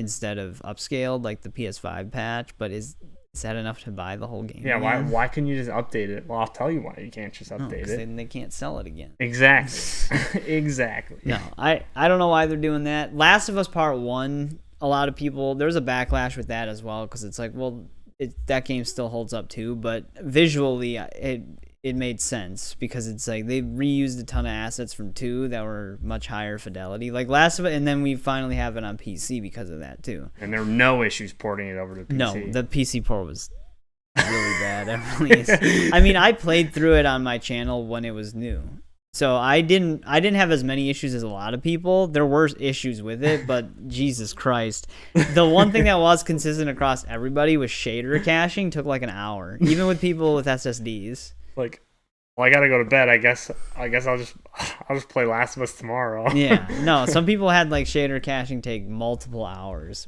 that's pretty bad. I don't even understand that. But yeah, they must have had it on not an SSD, I guess. Yeah, but even on SSDs, it would take a long time because it took a long time. I don't even have HDDs in my system anymore, and it took forever. Like I got rid of hard drives a long time ago. But yeah, so I hope they wouldn't repeat the same mistake with Last of Us 2. But maybe that's why it's not coming to PC. Maybe they don't want to bring it to PC. Yeah, that's just a brief thing. It just leaked today, so there's not like a ton of news on it besides that new game mode. Yeah. And then, like I said, there's screenshots leaked of it and everything. Completely pointless. For people who already own it and can update it on their PS5, there's no reason to get it. There you go. Don't get it. A review by FLC. To be honest, you could probably just get the original version cheaper. So if you still wanted to play it, you could just get that and then play it on your PS5. GameStop, they need your help. Yeah. Price GameStop still. They had that huge yeah, like the a couple Elon years Musk ago stock thing. Yeah, the whole stock blow up. Well, we're not going to get into that, but no. Walking Dead Destinies. Yeah, it comes out December 1st. It finally has a release date. Looks great. I don't know who's excited for it. By the creators of the critically acclaimed Skull Island. Yeah, Rise of Skull Island. Yeah. Oh man. It honestly it Like the concept looks interesting, but The execution's the gonna gameplay the gameplay does not look great. No, it looks terrible. It's like I don't it's even know. it's an asset flipped Unity game. I mean, it's a third person shooter, and you do fight walkers in it, but yeah, it looks like one of those quick, cheap, thrown out games. The thing that blows my mind is how these game companies keep getting the license to make Walking Dead stuff. Yeah. It's like the only company that did a good job with Walking Dead stuff, besides that Saints and Sinners VR game or whatever. Yeah, that's actually pretty fun. That's a good was one. the Telltale. Telltale Walking Dead was good. It wasn't really like a Walking Dead game, more so just like a new Walking Dead story that you could just interact with. But I mean, then the Payday devs, Overkill, or Dude, there's Bright like a Breeze or billion whatever. mobile games. Yeah, they got Walking Dead. They shut it down in like a month because it was so bad. Because it's like no one wants to just go to point A to point B in the same map over and over again, just picking up resources. I still would like to play the game just to try it. Just like You can't. Just like Raid. I know. They don't just even like sell Raid. it. I went back to that game and It's always the same. They always make the same game. I can't. They always make the same game. Yeah. And then I mean I have the Daryl Dixon game, Walking Dead Survive. I own that on Steam, which it's not sold anymore, but I did get a key for Steam. I think Amazon still sells Steam keys for it, but that game's all right. I mean, comparatively to newer Walking Dead games, that game actually, because Norman Reedus actually voices Daryl in it. Yeah. And I think the guy, Merle, I think he does too. Yeah. But I'm Mary Poppins, y'all. Yeah, straight from The Walking Dead. Yeah. But I mean, that game at the time, you would have paid $60 for that. Yeah, that's a huge ripoff. Yeah. But for that, if that game came out now as like a really cheap, like $10 to $5 game, $5 to $10 game, I don't see why people would really complain, because it actually wasn't that bad. You haven't played State of Decay, right? I played two, and I played one for a bit. I own like two different versions of it. And I played two with you for. Okay. I love State of Decay. I would love to see them do a Walking Dead like State of Decay. No, they're not cheap enough. No. Like that would be so awesome. That would be so awesome. I don't really understand how a bigger company hasn't tried. Like who's the person who's dealing the rights out to these companies? I don't know. Like, well, it's crazy because it's like, how did Game Mill even get King Kong right? There was like graphic comparisons to the Peter Jackson game one? that was on 360, and that game looks way better graphically. It's like it's just crazy. Yeah. Yeah, I don't know. Game Mill. That's the company. What else have they made? We can look it up. Well, I think they made some games that didn't do too bad. I think they made the Cobra Kai fighting games, maybe. Unless I'm thinking of a different. Are they also behind Nick Kart Racers? Yeah, Nick, dude, Little League World Series 2022. Yeah, I was gonna say I think they're also behind All Star Brawl. Oh, okay. That would have been one of their bigger ones. I don't know if they made the second one though. What do you mean one of their bigger ones? They made Nerf Legends. Yeah, and then the Cobra Kai game. G.I. Joe, Operation Blackout. These like all mobile games? Big Buck Hunter Arcade? No, some of them are just really cheap. Like, they're basically indie games. Yeah. I mean, to be fair, good on them. They're an indie developer that is making. Well, they're an indie developer that somehow deals in. Like, I feel like they sell their games and advertise them as if they're AAA games. Like, I think they're trying to like pass their games as AAA. AAA. Like Kong or Skull Island: Rise of Kong, I think they consider that a AAA game. Game Mill Entertainment, we've established a proven track record of leveraging the equity of some of the world's. Nothing sounds more fun like leveraging the equity, everybody. Though then again, Game Mill could be the publisher for some of these games. It sounds like it might be. I think they were the publisher for Destinies and The Walking Dead Destinies. Yeah. But I mean, They're the one that handles all the budget and stuff, so that it's still... No, the developer is actually Flux Game Studio. Oh. But Flux actually made the Cobra Kai game. Yeah, so I feel like Flux is probably like a Rockstar to Take-Two situation. They're working. It seems like they're probably working pretty closely with Game Mill. Yeah, here it is. Cobra Kai 2 Guts. Get over here. That sounds Mortal crazy. Kombat. Yeah. Oh, it even has a spear. Yeah. Is it actually a fighting game? Oh yeah, it is a fighting game. Is it a fighting game? I don't know if it even matters. No. Anyways, I just wanted to know what they were all about. Either way, if you're excited for Walking Dead Destinies, why? I mean, just why? Even if you're a huge Walking Dead fan, I can't imagine that game does well. There's some people who have playthroughs of it already. Oh, really? They probably. But there's no reviews. So it's like, I don't know how they can upload playthroughs of it if the review embargo isn't up. Usually you're not allowed to do that. They're Brazilian game developers. They create games that add value, depth, and fun to new existing IPs from around the world, including a few of their own. I don't know. It's like the Kong game. Yep. Add value and depth. That definitely added value to the name of King Kong. I don't know. The world of King Kong would not be complete without that game. It's Skull essential. No, it's bizarre. Yeah. I don't know. But yeah, like the concept. The concept is interesting. How you can change the events of what happened. Like instead of Rick killing Shane, Shane kills Rick, and then you're just Shane from there on out. Like, yeah, like how long? Like how far along does that process go? As long as you want it to, I guess. But like that's the thing. It's like the concept is actually a good idea, but it's the company that's handling execution it. Of it. They can't fully realize it the way they want to. Yeah. Yeah. Interesting. So we just get like really goofy, cheap shit games. I mean, to be fair, like the first State of Decay was at its time did not look great compared to other games. Well, I mean, it's not just a graphics thing though. Yeah. Like the gameplay, the voice acting, the animations. Yeah, it's bad. Good. It's not bad. Good. Yeah, because like I just saw like their teaser thing for it. That's it. Yeah.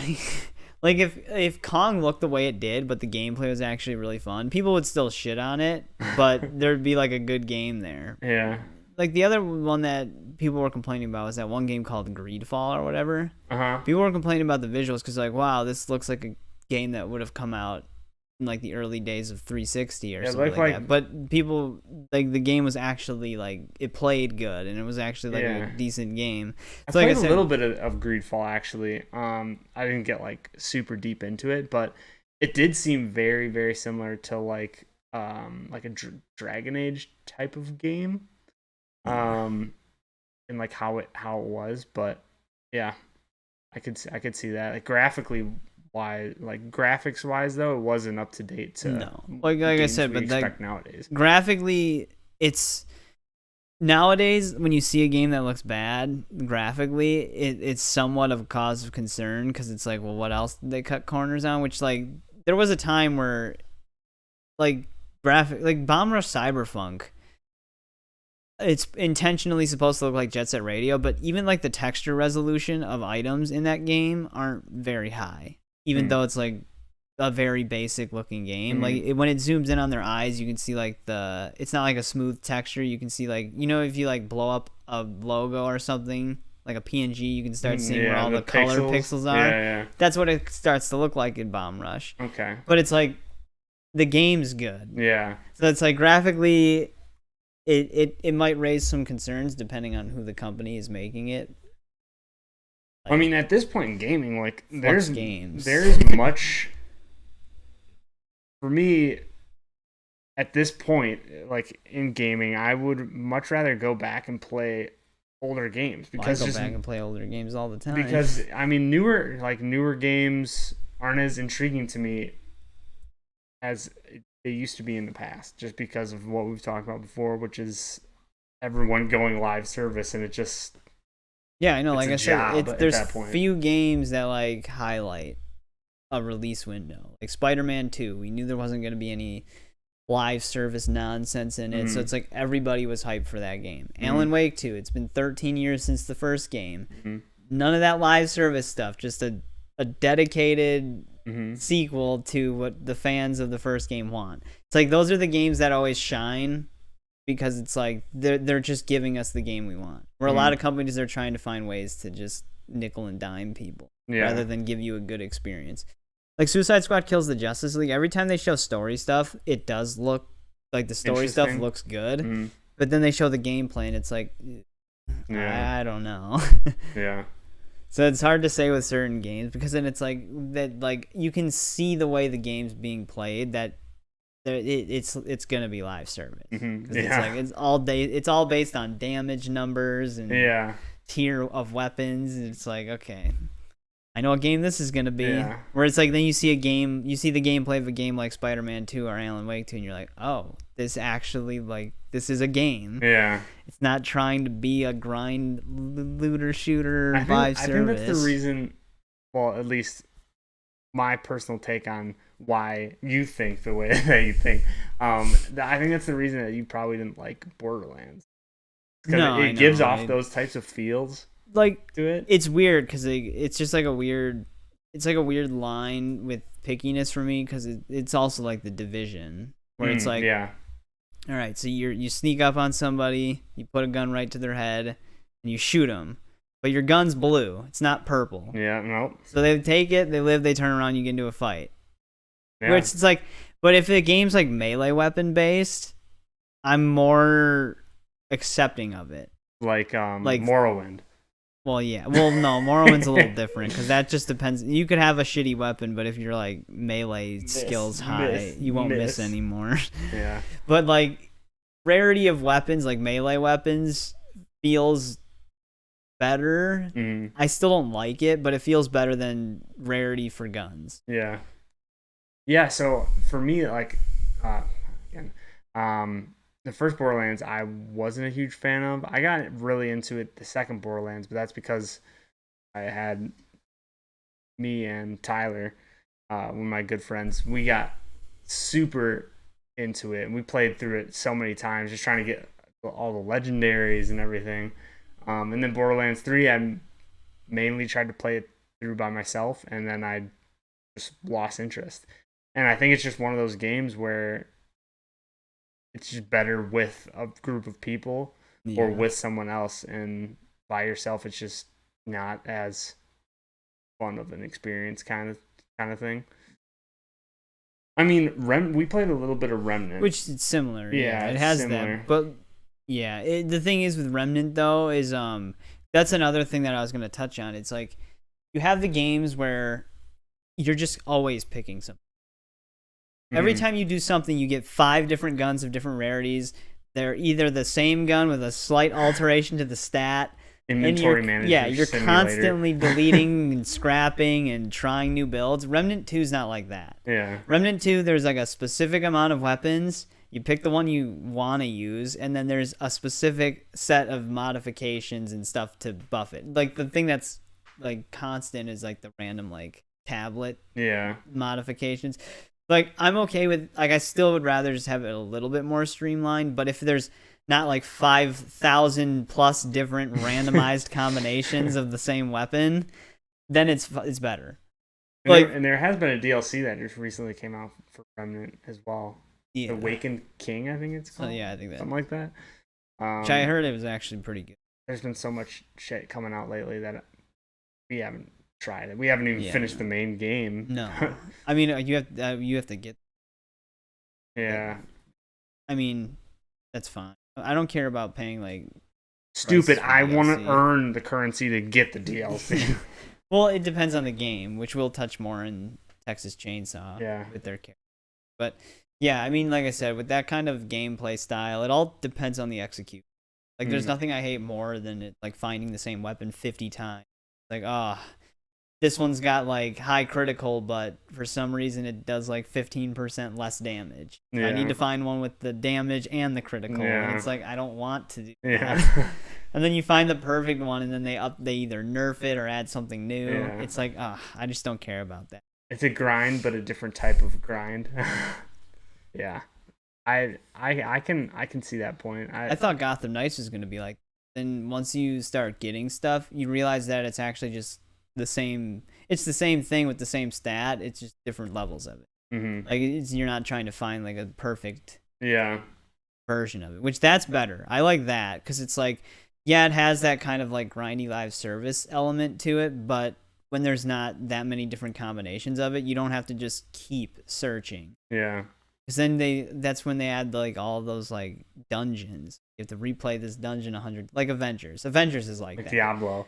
Yeah, it's like Avengers is like that, where you have like the same gears, and it's like you get an exotic gear from doing something that takes 2 hours, and then it sucks, and then you have to do it again to get the same exotic gear with different stats. It's a different level once you level up. Yeah, and then they raise the level caps. All of the stuff that you did have is now obsolete. It's like, yeah, I feel that. It's annoying. Yeah, those are the games that I'm like, it just sounds exhausting to play. That's Diablo. Yeah, which like I said, that's why I wouldn't play Diablo. I would not be able to get into that game.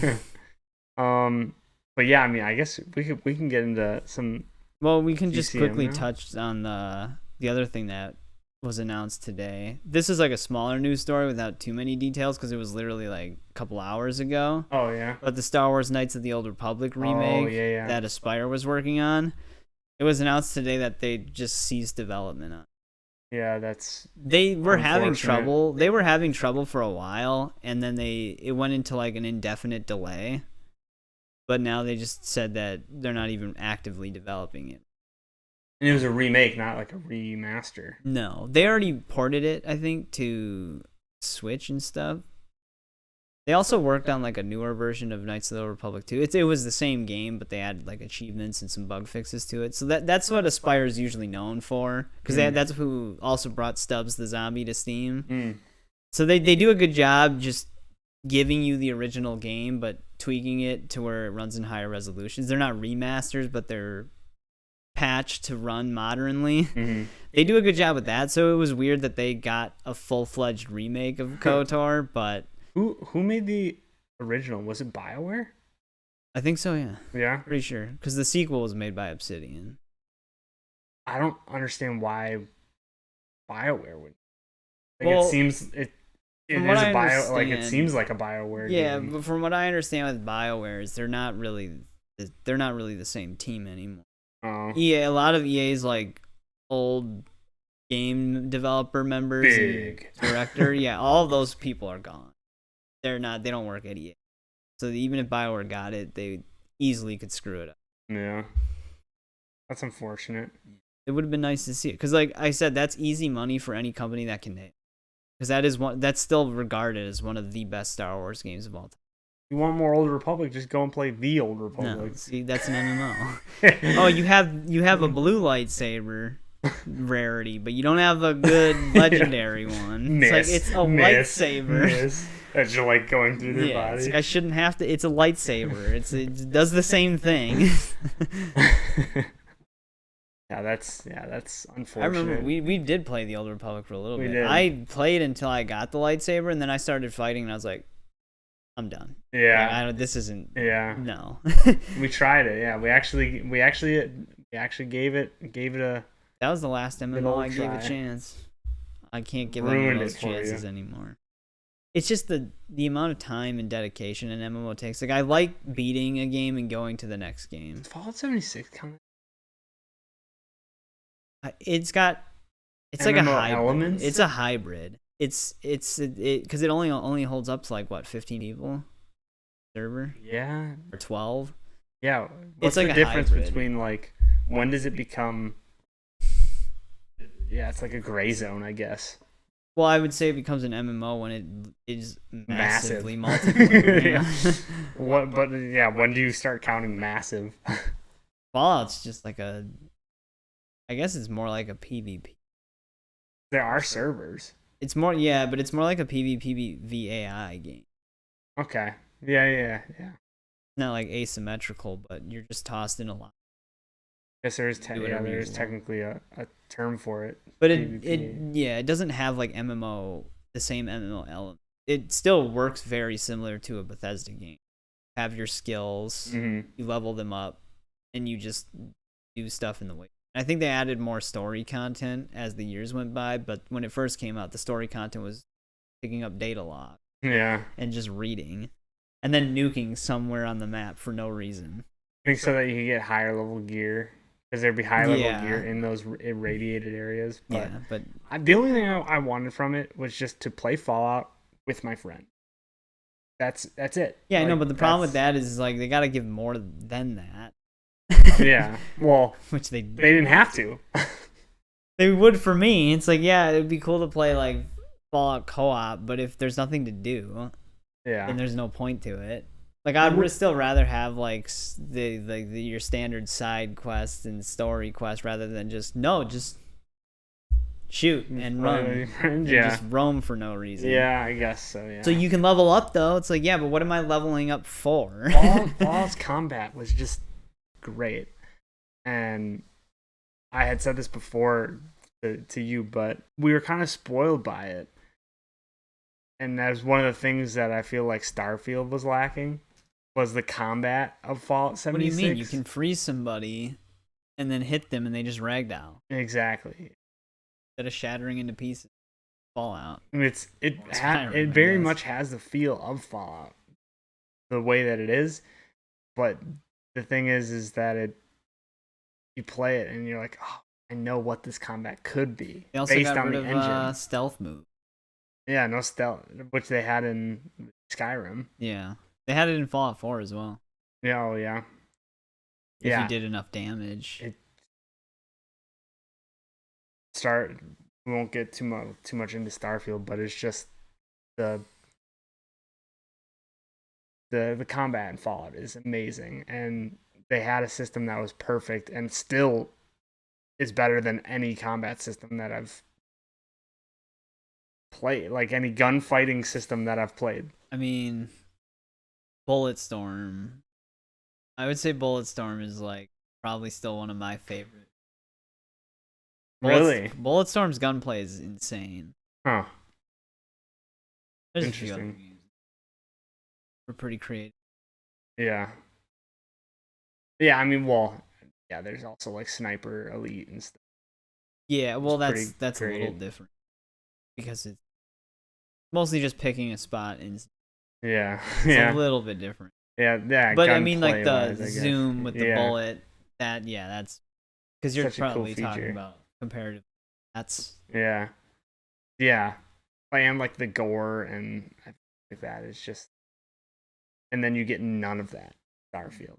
Because I feel like they made it to somehow where the models are like rigged together because you can't, when you remove the suits and stuff like that, when you loot them, they're just like placed on.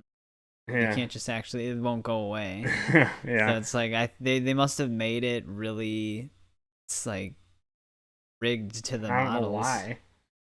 Not like the empty planets are really drawing that much. They probably did it for people because they didn't want to have to like animate the body getting all like weird out in space. Oh, when you would remove little the pieces suit. Flying around. Yeah, they probably just didn't want to like to all like Todd Howard really loves his realism. He's like, you go to the moon, there's nothing to do. I wanted my game to be like that. There's like, nothing to do ever. What would happen if you took an astronaut out of a suit in space? Like he would die. He would go through a pretty brutal death. Yeah. It's like, well, that's why we didn't let the suits be removed because we didn't want to animate all that. Head would probably explode, but nope. So it's probably just a little bit of a shortcut. Talking about realism here. Yeah. Anyways, we can get into Texas Chainsaw changes here. As I said, I'll pull it up here. November 28th is when they're going to be dropping some new content finally. New map, new characters.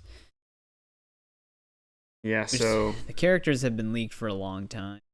Most people who would look into it they already know what the characters are about, like what their abilities are and what they do. Like Nancy's it was Nancy. Remember I couldn't Nanny and Danny. Yeah. It was Nancy. Well, Nancy and Danny. But their abilities appear to be the same, even though they're not officially out yet. A lot of the data mine stuff, their abilities are still the same. Like Nancy, the one thing I didn't actually see before was apparently she can spy on victims, meaning keeping Tom. Well, like she goes into this mode where she sees through your character's eyes. Really? So there's like perks where you can either spy on the closest victim or the furthest victim. So like say they're unlocking or turning off the battery or something like that, she can see that. Dude, that is so OP. Yeah. And then her other ability, because anywhere that the thing that's messed up though is like she gets that, and then she also gets traps. Like Hitchhiker only has his traps. Yeah, that sucks. But she gets like barbed wire traps, and the way they made the barbed wire trap sound is like you can place them over crawl spaces and door frames, and like the square crawl space, so like the wall gap and the crawl space. That would be super nice. Oh, like family house. For that crawl space between the kitchen and the one. Well, I guess that would be a nice one too. Yeah, by the fuse. That's such a use. Like the one thing that was a downside with it though is family members can also go through the barbed wire. So like her own family members can be affected by it too. Not like they get hurt, like but they can. Or something? Yeah, like they can trip stunned them. Or so it's kind of like that's interesting. Kind of like I guess the downside to balance to it, I guess. And then she has like the same speed stats as Sissy. Really? Yeah. Which that's apparently wild. People claim that Sissy's one of the slower characters. Doesn't feel that way. Really? But she can't go through like gaps. See? Oh. And then Danny, his big thing is he can study things and then permanently open them. Yeah. So once he's done studying something, he can keep the exit open indefinitely. So like that's so crazy. If he studies even if he studies like the battery or the gas and he turns them off, the family can't turn those back on. So those exits would also be permanently open, like the valve and the fuse too. What about, does that work for like just doors? The family can't close the door? No, it's just for exit stuff. So basically, if you have like a Danny on your team, you definitely want to not die because then he's useless. Well, and they're coming up with new exits too. We talked about that a little bit in the last one, so that'll be interesting to see like the new dynamics of how everything plays out. Essentially, it's like with the new maps and everything, everyone will be starting from scratch. And that was my main problem with the game, is that people have way too much time on their hands. Everyone that we would play against just had so much time in the game that the learning curve is ridiculous, and why would new people want to come in? Got it all up here. Yeah. All the map layouts. I can just see it. I can visualize it. Exactly. Got too much time in my hands. But no, like it just makes such a high barrier of entry for like, new players to come in and start playing and enjoying the game. Well, they didn't say the museum mode's coming in this update, but that would help with that because they don't have any tutorials. Mm-hmm. We touched that. There's not. They have those video tutorials, but just making sure. Yeah. No date on Shirtless Johnny. But yeah, and then also, well, to continue with the characters, because we're also getting the Nancy's house map. But that's free for everybody. Okay. Which makes sense. That makes sense. Because otherwise you'd be matchmaking and it'd like kick you out. Yeah, it's not like they already have a problem with that. Yeah, but the characters are paid. They are selling the character. That's what's. I mean, that's gonna be a thing. There are gonna be complaints about that. So the characters, the pricing thing. It says that new DLC Nancy and Danny will cost $10. So the way they worded it, it makes it sound like you get both of them for $10. That's not too bad. But I don't know, because they also said that DLC characters would cost $10, which makes it sound like each of them are $10. So on November 28th, we'll find out if you get both of them for 10, or they will each be 10, meaning they'd be $20. You shouldn't be paying for them at all, because they add a huge change to the gameplay loop. Oh yeah. So For to sure, charge yeah. for that in an asymmetrical game is a horrible idea. But then again, Dead by Daylight does that with its killers, and so it's not new to the genre. Well, the but thing it's that- just Texas Chainsaw doesn't have a wide. This is its first technically new content, so Yeah. to charge for it, it's not a good idea. New game changing content, really. Yeah, because it actually is going to be adding new perks and abilities for those specific characters, which can completely change the way the game's played. Remember back in the day when they used to add maps That were paid? Yeah, I know. that's such a crazy thing to me. Like, they had multiplayer communities that were that big, like Gears, Halo, Yeah, where I know. they could literally charge for new maps. Well, for Gears of War 1 and 2, it was at that stage where when they were doing that, if you didn't own the maps, couldn't play. you would just get kicked. Yeah, you couldn't play. You couldn't play. But then when Gears 3 came around, that was more around the time when games started just updating the game to support the maps for everybody, even if you didn't own them. Mm-hmm. So, like, you could play it, but if you wanted to, like, play it yourself in your own time, like, you would have to buy the pack. But if not, you could still play online. That's crazy. But to it me. just got all. Then they just stopped selling maps because the whole system didn't make sense. Yeah, people bought them though. No, I did. I Yeah. bought the map packs for Gears of War and stuff. Yeah, but now online communities, like, there's such a plethora of multiplayer games now that it doesn't make any sense. They want to do everything that they can because they can charge you in 100 million other ways. Yeah.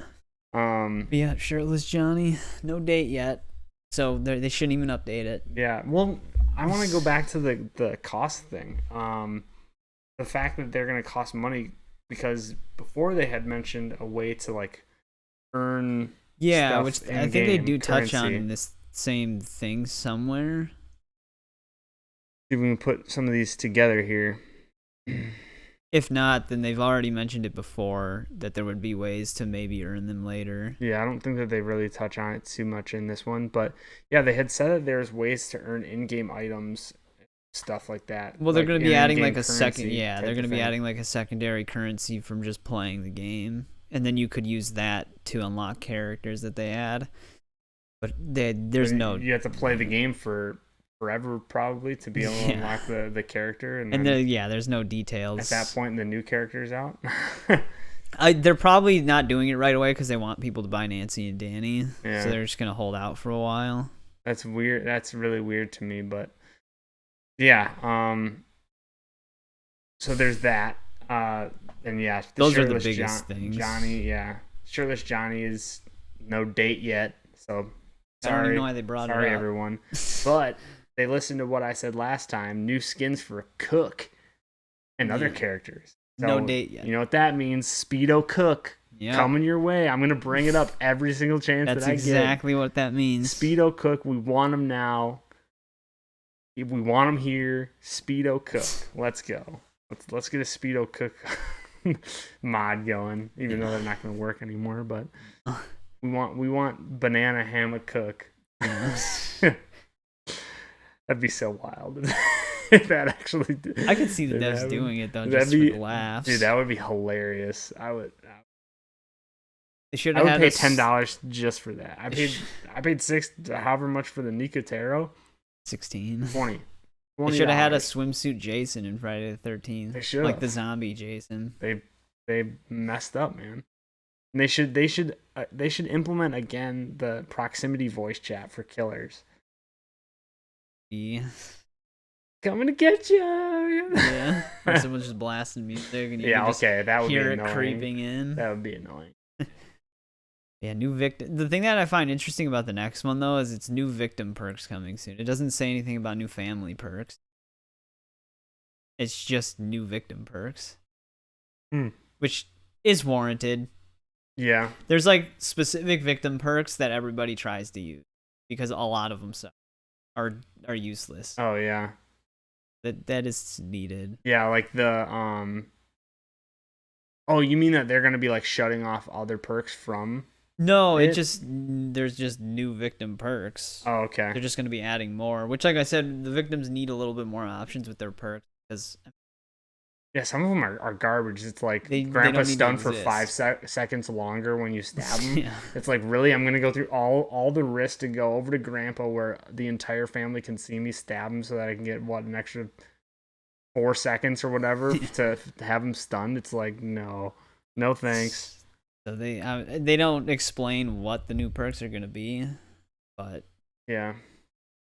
Yeah. they need some variety. Yeah, we'll see, because everyone uses the like the stamina one where you have like the extra stamina, which is nuts. That one's amazing. And then the hits one is usually pretty good. But then from there, it kind of depends on the character that you're using.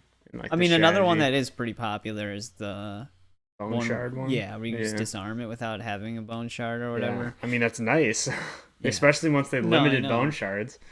Yeah, I mean, in like that completely negates Hitchhiker. Yeah, in terms of his ability, because all he can do is set traps. They should give him something else if they're gonna give Nancy 2 different things. Yeah, yeah, he can go through the but so can Sissy. Walls, and she can poison. Oh yeah, she only has the one thing. Maybe that is how they just determined it. It's because, but the spying thing sounds like it's gonna be nuts. That is nuts. Because people in the one section of the Discord, people were like, well, you could just like stare at a wall when you know she's spying, or stare up into the sky. How are you going to know when That's she's the spying? thing, is someone replied and they're like, well, they don't tell you until after she's spied on you. So it'll tell you that you've been spied on. So it's like, you won't know. Cook has heard you type of thing. But when Cook hears you, it's happening in real time. Yeah. But for Nancy, she would already know where you are before you would know that. So that is going to be weird. Yeah. It's going to be wild. Yeah, it's gonna be the new Cook. Odd. They're gonna make her crazy. Everyone's gonna buy it, and they're gonna nerf it. They're gonna do the Call of Duty strategy. I don't know how they would. I don't know how they would nerf Danny though. His ability is pretty clear cut. Like, he studies it, permanently repairs it. What are they gonna do? He studies it and has like a 50-50 chance of permanently fixing it, because that would he'd basically just be an ordinary make him victim. From amazing to terrible. Well, he'd be an ordinary victim then with no unique perk. Yeah. So they can't really do anything about that. Yeah, how would they do that? Like, it's they just like, yeah, I don't know. That's good. The next point, besides from adding the Russian and Portuguese language, the next one is interesting. The victims, yeah. They start with a 60-second cooldown on all their abilities. Like I said, that it does negate the whole rush meta that a lot of victims try to do, which I always usually catch the rush meta people because I know exactly how they play and where they go. So because I'm a pretty aggressive Leatherface, I usually every time we play, there's always 1 or 2 people dead in the basement before anyone gets out. Yeah, exactly. Because the rush meta people have the same mindset. They do the same thing every time. This is gonna drastically change the game for Connie mains and Leland mains, because the first thing Lelands always do if you find them is shoulder barge you. That's gonna be that is very game changing for them. And the basement doors Connies can still open the basement doors quickly. They just won't open them super quickly now. Well, I main Connie. I never use her. No, I usually just use her ability on like an actual exit gate.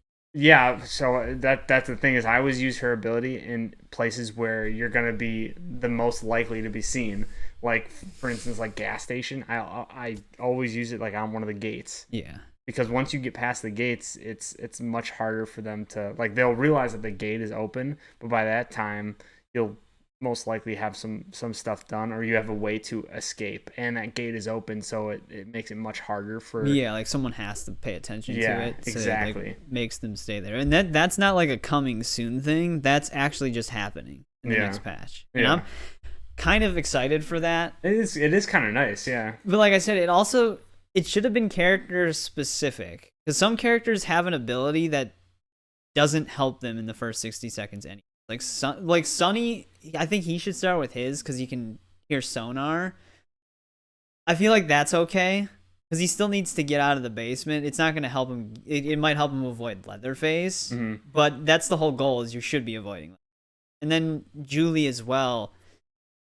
Anna's also that'll make it a little she can tougher take damage because right she'll be away. able to Yeah. she'll be able to So get taken out much easier in the beginning. I feel like it should be character dependent. For some characters, it makes sense, but there's very like I feel like Sunny and Julie, their cooldown that would have been fine if they would still start with their ability, because their ability doesn't do much for them. Yeah, I mean it's also that fine to just situation. not start with their ability too. You know what I Yeah, mean? I know. Yeah, so I think it's just easier for the developers to just be like everybody, Yeah, I know. essentially. And then this is another one too. Noise caused by actions and going to follow. Noise. going. Yeah, is going to follow victims for a few seconds. So, again, this is another thing to combat the rush meta. Interesting. So if they barge a door or loot bone scrap piles, that red sonar beacon thing will actually trail with them as they're running around. I thought that would mean like they were highlighted or something red for like. No, it's a like that certain noise amount. meter. Okay. Like that noise effect. It'll follow Interesting. them when they're walking for a little. That's actually that's Which is that's good. interesting. I actually change. like that change, because what they're trying to do is, because their whole thing when they made the game was they wanted the basement section to be like your stealth section. You're supposed to be quiet. You don't want to wake Grandpa up, and you just want to get out of the basement. Granted, opening the door wakes Grandpa up, but you're not supposed to be detected during that time. But it turned into a whole thing where everybody tries to get out of the basement within 15 seconds. Yeah. So they're hitting everything, doing everything loudly. They're just bumping into Leatherface left and right. So this is actually going to change that. Yeah, it's gonna be. Yeah, I don't know, because some characters I feel like it's hard to not make noise. Like Leland, it's like when you're getting out, it's hard to not make noise, and then if you're sitting there struggling to escape, trying not to make noise, Leatherface is gonna barge in and kill you. That's like the instantly. big thing. But the main map that happens on his gas station if he spawns right next to Leatherface, which you can still. I mean, it's mash almost happened to down. me before as Leland. No, I know. I've killed a few people that. It as sucks. Leatherface. No, That I know. sucks. They gotta. It's gonna happen where that does happen, where someone dies like that, but you can still probably shake your way out of the restraints and still be good. Well, But yeah, it's there gonna is be that interesting. little section where he's still killing people. Yeah. So, I mean, during that section, hopefully by the time that he's done doing that, you will have been able to get out of your restraints and the noise will no longer be following you around. Yeah. Hopefully. And then this is like a pretty big. The next one's a pretty big change to Johnny. The way Johnny works. Victims will not leave footprints that can be detected by Johnny if walking at the slowest pace. What is the slowest pace? I think it just means as long as you're not holding LB and you're crouching. Oh, is that this? There's not like a slower pace? Like you can walking? move slower than that, but that would still be technically the same. Yeah, I mean, I wonder, like, you're gonna like be. You doing could. The thing joystick is, though, very is like lightly. victims can actually start using that in their favor, because they can run a certain direction to make Johnny think they go that way, and then switch to slow walk, and then go somewhere else. Yeah, that's actually a good point. Yeah. Which that's the way it should have been. Damn you. Why'd you have to tell him all that? That's the way I like his ability Johnny. should have worked, though. Yeah. Like, it makes sense. That I actually do like that change, because like it makes it to where Johnny can't just immediately find you if you're being chased. Yeah, Johnny is such a game changer when it comes to that kind of stuff, because like you have to run Yeah. because he is going to find Like you. I said, the thing I like about these three changes is it really does make it to where stealth is more rewarded. Mhm. Yeah. Which that was like the whole thing, is like you didn't really have to be stealthy in the beginning of the game, and like I said, if you are being stealthy, Johnny can still just find you. Mm-hmm. Same like that, like with the changes to like Cook's hearing that they're gonna be doing too. It's like even if you're being mostly stealthy, Cook can usually still hear you. What I would like to see them change is that you don't get killed in one hit from Leatherface. With I a don't think they're gonna red- change that though, Red chainsaw. because that there's a lot of people who bring that up, but then they just it's Leatherface is in a weird position because No one wants to play no one as wants him. to play him anyways, and if they nerf him, it's just gonna make that problem even worse. And then the other thing is too is like Leatherface, unless you're out in the open, Leatherface is usually pretty easy to escape if there's just anything to crawl through, because he can't do anything about it. Well, the problem is when you're in the basement and trying to escape, and he's sprinting around to like all the exits within 2 seconds. Yeah. Or they need to like nerf his speed or something. Yeah, Leatherface is trickier than a lot of the changes they're making, like with the Johnny footprint thing. It's not going to change like the core gameplay of Johnny. It's just going to change the way the victim has to play. Mm-hmm. To where if they choose to be more stealthy, they will get a benefit for it, where Johnny has to just kind of work around that. But with Leatherface, it's harder to change him because his core design is kind of fundamental to a lot of those things. Like his speed from the Rev Chainsaw is like how he catches people. If you run at his default speed to just swing at people, you can easily get away from him. Yeah, I don't know. It is kind of messed up that he can run faster than victims can.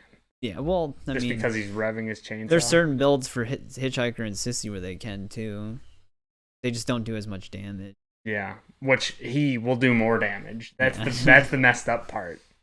Like should be that's what I think is that there should be a trade-off. Like, well, the thing that makes it worse is that the trade-off used to be if you would hit them but they would live, your chainsaw would burn out.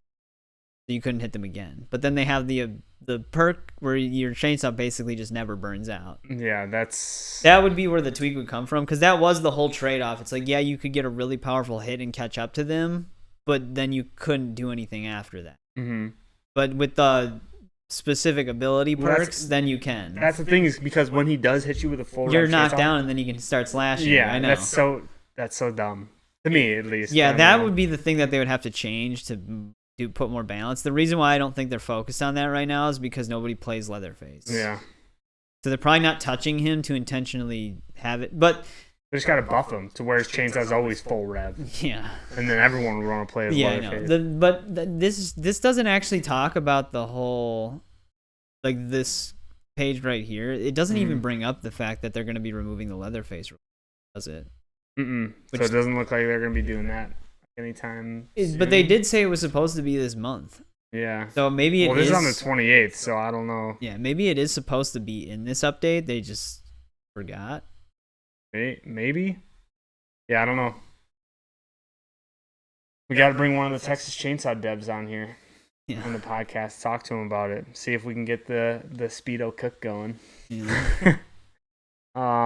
They're changing that again too. The next one, escapes are triggered right at the gate. Yeah. So they've already moved the barrier back because people would just camp outside of the escape, and then they just sit there, try to hold the match hostage. Yeah.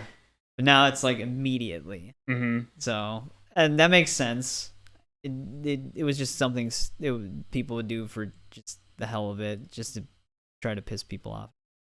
Fuse pickup locations changed in gas station maps. So I'm wondering what they mean by this. I'm wondering if there are, like, if they're changing all the locations, because there are some Fuse pickups in the gas station map that are on by the battery.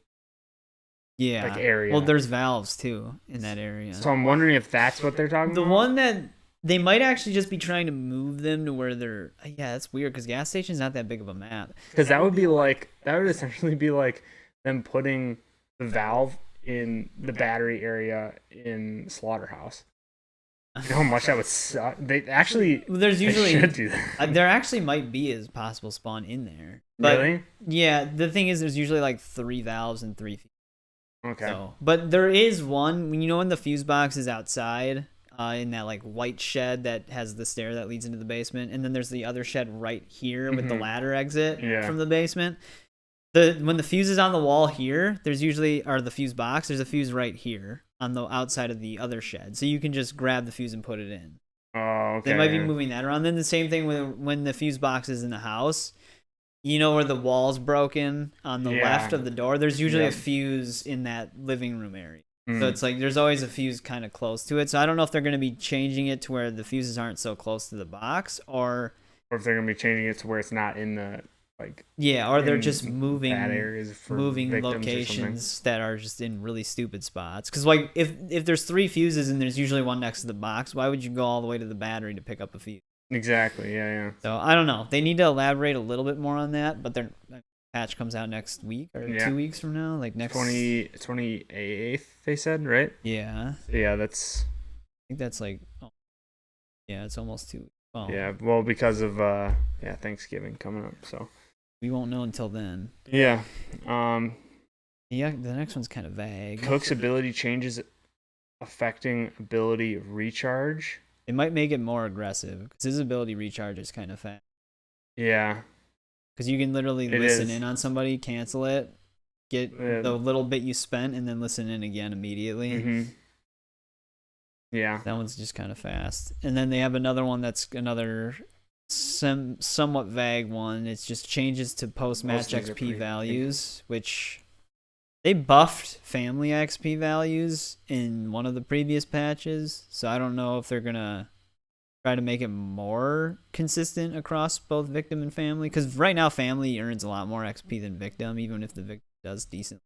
Well, they've also said that they're making the level cap higher, so maybe it's just they're like everybody's just going to be getting more XP. Or they're nerfing it so that maybe when they increase it, it's harder to level up. I don't know. That would suck because double XP was awesome. Yeah, I know. That felt like it should have just been standard. I know. So I hope that's not the case, but again, it's very vague, so we don't really know. And then this one, they make it sound like this one doesn't say coming soon, but it's not coming in this patch. It just says changes for perks coming in one big patch dedicated to perks, which they make it sound like it's not this patch. Yeah, no, yeah, that's how I read it too. Is that it's not going to be. So changes for perks coming in one big patch dedicated to perks. So maybe that's the perks that they mentioned earlier, where they're going to have like victim specific perks. Yeah. And that also has me thinking: are they going to be like changing the way perks are to make certain perks victim specific? Are they adding new perks that are going to be? Well, there's little that are vice versa. But like, for instance, like Connie wouldn't be able to get the one where you can get hit like 3. Oh. Or like the stamina one or something like that. I don't know. I feel like the changes they're talking about might be like changes to existing ones. They probably still work the same way. There's just different values that they affect. But the other thing is literally just full-fledged new perks. Oh yeah, new victim perks. Yeah, never mind. So, I don't know. Again, it's just vague. We won't know until they elaborate more. Or they might not, because it's next. Well, this upcoming week is going to be Thanksgiving, and then we're going to have the patch come out the next week. So they might not elaborate on it more, and we might just see it. Well, the perk changes that's I don't think that's in the next patch anyway. They might elaborate on it more when they actually are ready to push it out. Yeah. And then the other thing, the radio broadcast playing in game are related to the lore. I thought they already were. Yeah, so did I. So I don't know what they mean by that. Maybe it's being expanded a little bit more. Maybe. And origins on Johnny's car in the community hub post. So that must just be a community thing. Where he gets his scar from, I guess. So those aren't even a part of the patch, except for the radio. God dang Johnny! Yeah, Cook gave it to me, just smacked him in the face with the broomstick. But yeah, I mean that pretty much covers everything that. There's probably going to be more in the patch than what they touch on, because this is supposed to be the 250 plus fixes patch that they talked about before. Okay. So, because like right there, over 250 testing. So they've done it in the past to where they're testing stuff for like a long time before implementing. Like sissy bug. Yeah, the sissy poison bug was in testing for like 2 months before they finally implemented it. That one was like a surge. Yeah. So it be removed. It might not add all of the 250 things that they were testing on, but probably have a lot more. Yeah, but I'm sure, as usual, they'll usually release patch notes alongside it. Yeah. Well, they usually release the patch notes. Okay, we'll be able to touch a little bit more on that when it actually arrives. Yeah. Or technically, I guess before it arrives. We might have actually. At that point, we might have played it. We'll be able to tell you. We'll be able to tell you how Nanny and Danny do. Yeah, if we buy them. Yeah. I'm sure we probably. Yeah, I mean, I'm more inclined to buy a new character than $16 for it. Well, you can get Nancy and Danny for $10, or you can get Omni-Man's voice actor. Yeah. Voice announcer for $10, or you can get Omni-Man for $8. Yeah. So, yeah, Omni-Man's cheaper than Danny, but his voice is more expensive than. Yeah, exactly. It makes perfect or just sense. as expensive. It's Perfect sense. It's weird. Yeah. Doesn't make sense. Anyways, I think that's everything that I had. Yeah, we touched on the most recent newer story. Probably like a few other random media backlashes that happen, but Probably. that happens all the time. Yeah. Some actor probably got canceled. Yeah. But we missed it. If there is an actor that got canceled, please let us know in the comments, and we'll talk all about it next time. Yeah. Talk all about, and we probably won't even know the person, but we'll talk about it. Yeah, I mean that's everything I had. Okay, so there is one thing we should actually mention still by turning this into its own separate channel. Mm-hmm. That we should talk about that. Yeah, because that's true. Yeah, okay. Because people from your current channel then would know about it. But the other thing too is this there should be like a period where we're still uploading to both. Mm-hmm. Yeah. So that it transitions probably. But yeah, we're gonna be doing a separate channel for this. Yep. So that it's specifically Joystick Jabber and maybe some more stuff in the future. Yeah, so we're gonna be creating a specific channel just for Joystick Jabber. Most of it right now is just kind of all on my channel, Slice by Gaming, but I want to make this more for both of us, and I want it to be something to where because lately we've been doing a lot of stuff just together. So this is a good way for us to do that, and then if Joystick Jabber does well, we can continue making new things, kind of making more content, continue being creative and working and collaborating on stuff. So we're going to be making like our own separate channel just for Joystick Jabber. So this will be on Sly Spy, but I'm also going to be adding it to Joystick Jabber as well. So I'll most likely put the link in the description for you guys to go and check that out. And if you enjoy it, make sure that you subscribe to that. Or if you're watching this on Joystick Jabber, make sure that you go and check out Sly Spy Gaming and Nick's channel, FLCLAFI. I think mine is more going to be focused on kind of some separate update news that we don't touch on just with me and Nick, and also like more how-to stuff, kind of like what I've done in the past, stuff like that too. And Nick's is definitely a lot of playthroughs and things, so you should go on gameplay stuff. Go and check that out, and then this will be where we can kind of talk about all of those things all together. So, but yeah, thank you all for watching again. I've been Ryan, Slice by Gaming. Me just hanging out. He's just hanging out. So go at just hanging out.